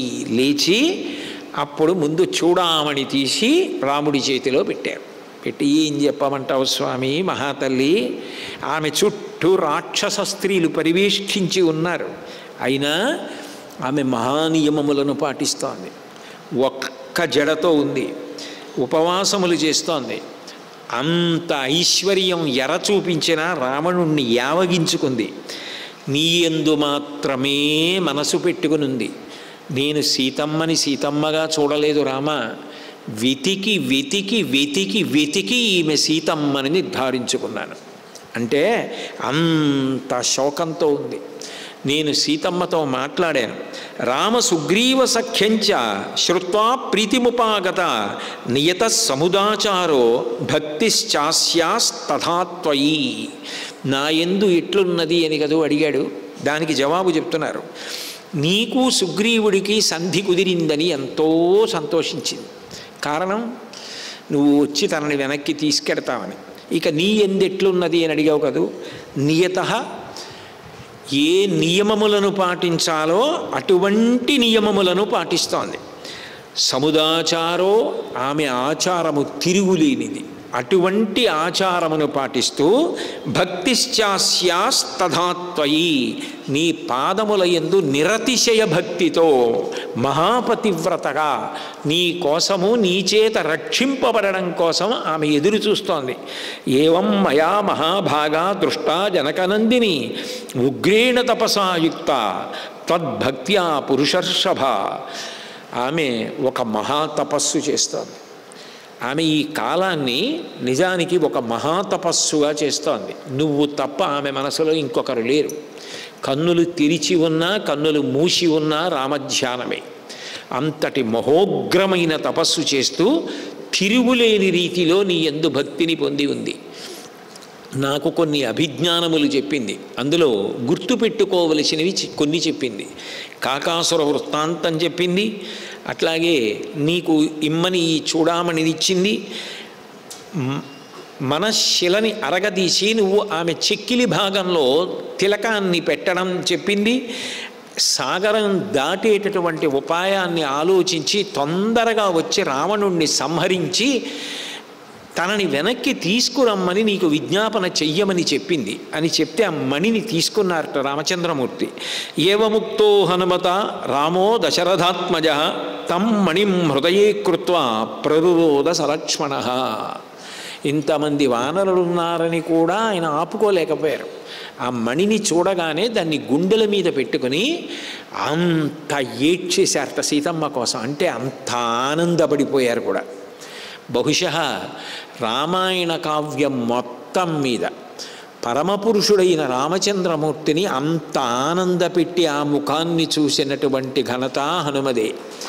అంత కష్టంలో ఉన్న సీతమ్మకి ఉంగరాన్నిచ్చి సంతోషపెట్టిన ఘనత హనుమదే. ఇద్దరి మధ్య ఇంత పెద్ద కార్యాన్ని చేసి తాను ఏమీ కాదన్నట్టు అంత వినయంగా పాదాల దగ్గర కూర్చున్న మహాపురుషుడు హనుమయ్యే. కాబట్టి ఆయన దాన్ని గుండెలకు అద్దుకుని ఆ సీతమ్మని జ్ఞాపకం చేసుకొని, ఇది ఒకప్పుడు మా మామగారు జనక మహారాజు గారు యజ్ఞం చేస్తుంటే ప్రీతి పొందినటువంటి ఇంద్రుడు ఈ మణిని ఇచ్చాడు. ఈ మణిని జనక మహారాజు గారు కన్యాదానం చేసేటప్పుడు తన భార్య ద్వారా సీతమ్మకిచ్చాడు. సీతమ్మ ఈ చూడామణి అలంకారం చేసుకుంటున్నప్పుడు మా తండ్రి గారు నేను కూడా కళ్యాణంలో అక్కడే ఉన్నాం. నాకు ఈ మణిని చూడగానే ఒక్కసారి సీతమ్మ గుర్తొచ్చింది, మా మామగారు గుర్తొచ్చారు, మా నాన్నగారు గుర్తొచ్చారు. ఇది రెండు మనసులు ఏకమవడం అంటే. సీతమ్మ ఆ చూడామణిని ఇచ్చినప్పుడు హనుమతో చెప్పింది, ఇది చూడగానే రాముడికి దశరథుడు నేను జనకుడు గుర్తొస్తామని. అట్లాగే గుర్తొచ్చింది రాముడికి. భర్తగారి మనసు మీద ఆధిపత్యం, ఆయన మీద ఆధిపత్యం కాదు, ఆయన మనసు అంతా తెలిసి ఉండడం, ఆవిడ మనసు ఆయనకి అంతా తెలిసి ఉండడం, అది దాంపత్యం అంటే, అది సీతారాములంటే. రాముడు అన్నాడు, చిరంజీవతి వైదేహి యదిమాసం ధరిష్యతి క్షణం సౌమ్యన జీవేయం వినా తామసితే క్షణం. నన్ను వదిలి సీత నెల్లాళ్ళు బ్రతుకుతానందా, ఇంకాను నెల్లాళ్ళు నన్ను వదిలి బ్రతకడం అంటే చిరంజీవిగా బ్రతకడం. నేను ఒక్క క్షణం ఇక సీతమ్మ ఎక్కడుందో తెలిసిన తర్వాత విడిచి ఉండలేనన్నాడు. అంటే ఆయన ప్రేమ ఆయనది, అంత గొప్ప ప్రేమ. అప్పుడు హనుమ ఆ సీతమ్మని తాను దర్శనం చేసినటువంటి వైనం, ఆవిడ కౌసల్యా లోకభర్తారం సుషువేయం మనస్విని తం మమార్థం సుఖం పృచ్చా సరసా చాభివాదయ అంటూ కౌసల్యకి నమస్కారం, సుమిత్రకి నమస్కారం, కైకేయికి నమస్కారం చేసినటువంటి వైనం లక్ష్మణస్వామిని జ్ఞాపకానికి తెచ్చుకోవడం. త్వమస్మిన్ కార్యనిర్యోగే ప్రమాణం హరిసత్తమ రాఘవస్తత్సమారంభాత్ మయ్యత్న పరో భవేత్ అని హనుమా నువ్వే ఈ కార్యము జరగడానికి ప్రమాణం. రాముణ్ణి ఉత్సాహపరచి నువ్వు సైన్యాలతో వచ్చి నేను తొందరగా రాముణ్ణి పొందేటట్టుగా చెయ్యవలసినది అని చెప్పినటువంటి వైనం. ఇవన్నీ చెప్పి ఈ వానర వీరులు అన్ని దిక్కులకు రాగలరమ్మా అని నేను చెప్పి ఆమెని ఊరడించాను. అయినా కూడా అమ్మవారికి అనుమానం వచ్చింది. వచ్చి నువ్వు ఒక్కడివే కదా వచ్చావు, మిగిలిన వాళ్ళు ఎవరు రాగలరని అడిగింది. అప్పుడు నేను సుగ్రీవుడి దగ్గర నాతో సమానులున్నారు, అధికులున్నారు తప్ప నాకన్నా తక్కువ వారు లేరు అని సీతమ్మని సమాధానపరిచాను. ఇప్పుడు సంతోషంగా ఉంది ఆ తల్లి. వానరములతో భల్లూకములతో చాలా తొందరగా నువ్వు అక్కడికి వస్తావని నేను ఆ తల్లితో చెప్పాను అని.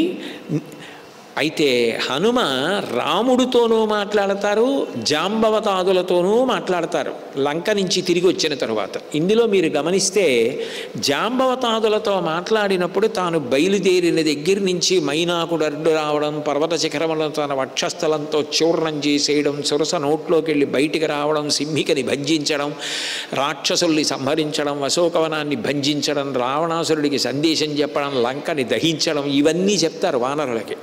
రాముడి దగ్గర మాట్లాడేటప్పుడు ఇవేవి ఒక్క మాట కూడా మాట్లాడరు, ఒక్క సీతమ్మ గురించే మాట్లాడతారు. అంటే అంత మర్యాద. నేను వెళ్ళినది రాముడు విడిచిపెట్టిన బాణంలా, అది రామశక్తి. నేను ఆయన దగ్గరికి వెళ్ళి, రామా నేను మైనాకుడు పర్వత శిఖరాలని వక్షస్థలంతో చూర్ణం చేశాను, సింహికని భంజించాను, ఏదో సురస నోట్లోకి వెళ్ళి బయటకు వచ్చాను, 80,000 మంది కింకర్ల మోకని కొట్టాను, 5 మంత్రిశతుల్ని 7 సేనాగ్రనాయకుల్ని, జంబుమాలిని అక్షకుమారుణ్ణి వాళ్ళందరినీ సంహరించాను. ఇంద్రజిత్ బ్రహ్మాస్త్రానికి కట్టుబడినట్టుగా నటించి వెళ్ళి రావణాసురుడితో ఇంత ధైర్యంగా మాట్లాడాను. లంకాదహనమంతా చేసి తోక చల్లార్చుకొని మళ్ళీ సీతమ్మ దర్శనం చేశాను. ఇవేవి చెప్పరు. ఎందుకని అంటే ఇవన్నీ నేను చెయ్యగలిగాను అంటే కేవలముగా అది రామచంద్రమూర్తి అనుగ్రహము చేతనే. కాబట్టి నేను చెయ్యగలిగినది ఒక్కటే. ఏమిటి ఆయనకి తెలుసున్నది అంటే ప్రణమ్య శిరసా, నేల మీద అలా పడిపోవడమే రాముడి దగ్గర తప్ప. అన్యథా నేను ఆయన దగ్గర నా గొప్పతనమో అని ఒక్క మాట నేను మాట్లాడను. అది హనుమ యొక్క వినయం అంటే. మహానుభావుడు ఇన్ని సాధించిన వారు సీతమ్మ పేరు చెప్తే నేల మీద పడిపోతారు. ఇన్ని సాధించిన వారు రాముడి దగ్గర మాట్లాడవలసి వస్తే అవేవీ చెప్పకుండా రామా నీ అనుగ్రహం అని మనసులో స్మరించి నేల మీద రాముడి ముందు పడిపోతారు. అసలు అటువంటి వినయశీలి ఎక్కడా కనపడరు.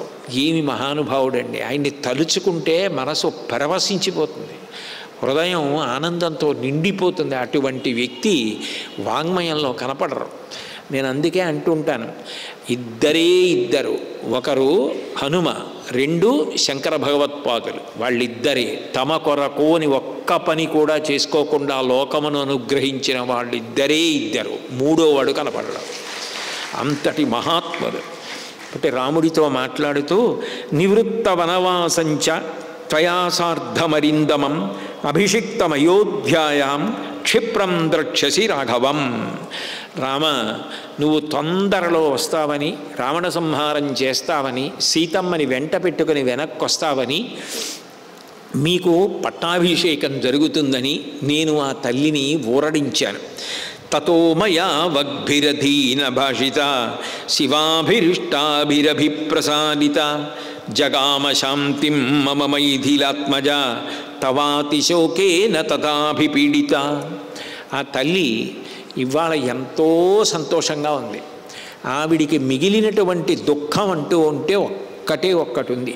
ఏమిటి అంటే, నువ్వు ఆమె కొరకు దుఃఖపడుతున్నావన్న విషయానికి దుఃఖపడుతోంది తప్ప ఇంకా ఆమెకి దుఃఖించడానికి కారణాలు లేవు. రామ, నేను నా మాటలలో దైన్యమును ఆవిష్కరించలేదు. అంటే అమ్మా ఎంత కష్టంలో ఉన్నావమ్మా, పాపం ఎలా ఉంటావోనమ్మా, అక్కడ రాముడు ఎలా ఉన్నాడమ్మా, మీ జీవితాలు ఏమిటి, అలా నేను మాట్లాడలేదు రామ. ఎందుకనంటే ఆమె మనసులో సంతోషాన్ని పొందడానికి, శాంతి పొందడానికి ఏది మాట్లాడాలో అది నేను మాట్లాడగలిగాను. మంగళప్రదముగా నా శక్తి కొలది నేను మాట్లాడాను. తతోమయా వగ్భిరధీన భాషిణ శివాభిరిష్టాభిరభిప్రసాదిత జగామ శాంతిం మమ మైథిలాత్మజ. ఇందుకు సుందరకాండ వింటారు. నేను సీతమ్మకు శాంతినిచ్చాను. అశాంతి దేని వలన కలుగుతోందో ఆ అశాంతి తొలగిపోవడానికి కారణం సుందరకాండ వినడం. అంత శక్తివంతము సుందరకాండ. కాబట్టి సీతమ్మకు నేను శాంతినిచ్చాను. తవాతిశోకేన తథాది పీడిత. ఇప్పుడు నువ్వు శోకిస్తున్నావనా, తల్లి శోకిస్తోంది తప్ప ఆమె శోకించడానికి కారణములు లేవు. నేను ఊరడించి నా వాక్కుల చేత ఆమెని సంతోషపెట్టి వచ్చాను. 84 లక్షల జీవరాశులలో భగవంతుడు మాట ఇచ్చినది మనుష్యుడికే. ఆ మాట చేత ఎంతమందిని సంతోషపెట్టచ్చో, ఎంతమందికి శాంతి కల్పించచ్చో, ఎంతమందికి మంచి మార్గాన్ని చూపించచ్చో రామాయణం నేర్పుతుంది. అటువంటి మాటని అంత బాగా వాడి సీతమ్మని శాంతిలోకి తీసుకెళ్ళిన మహానుభావుడు హనుమ.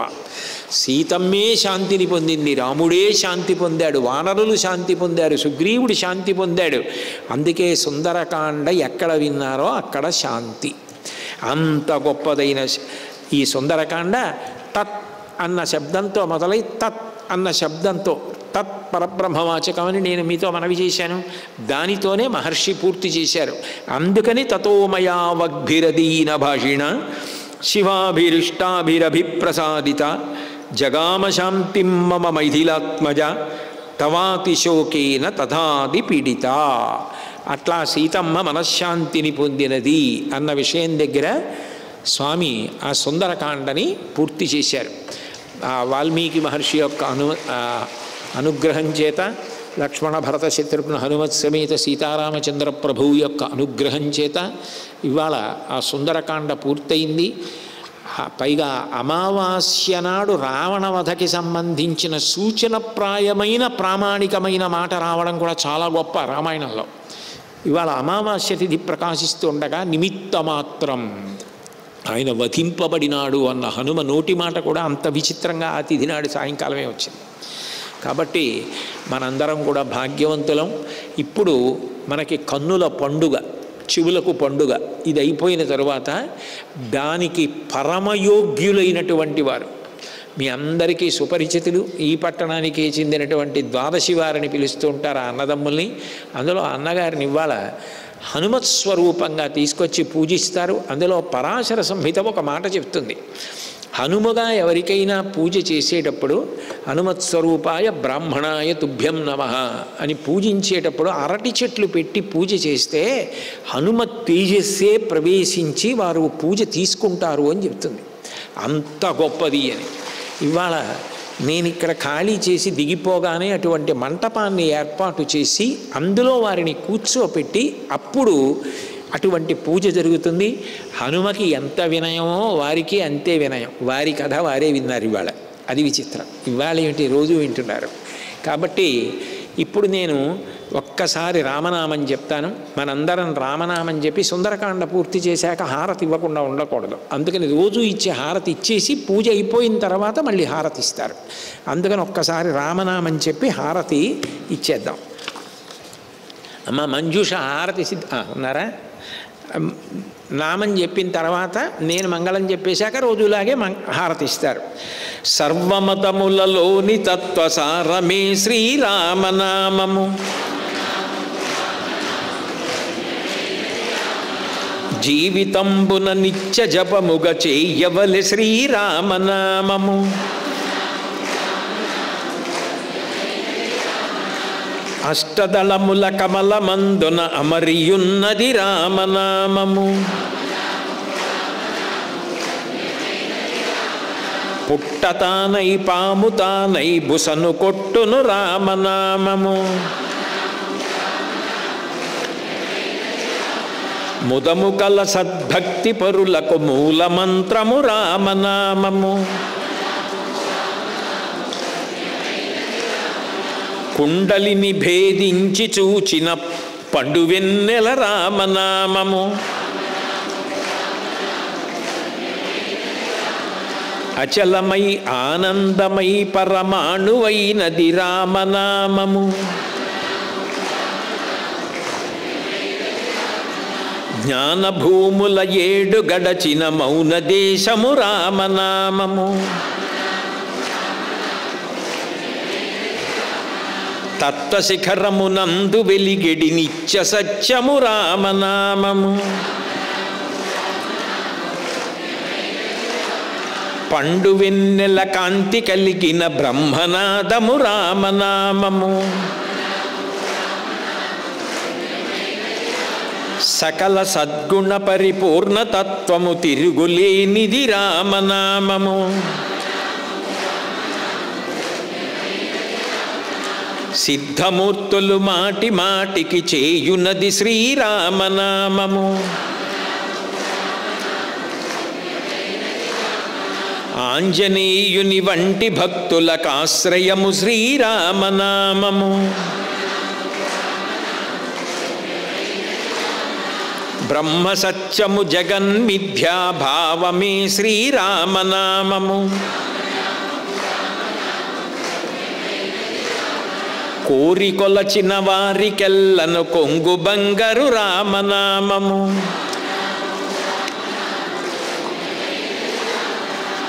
రామనామము రామనామము రమ్యమైనది రామనామము,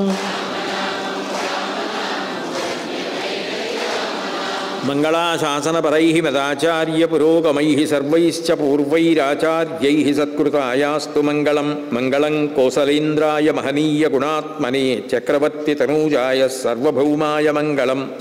ఉమాకాంతాయ కాంతాయ కామితార్థప్రదాయినే శ్రీగిరీశాయ దేవాయ మల్లినాథాయ మంగళం. సర్వం శ్రీ ఉమామహేశ్వర పరబ్రహ్మార్పణమస్తు. స్వస్తి.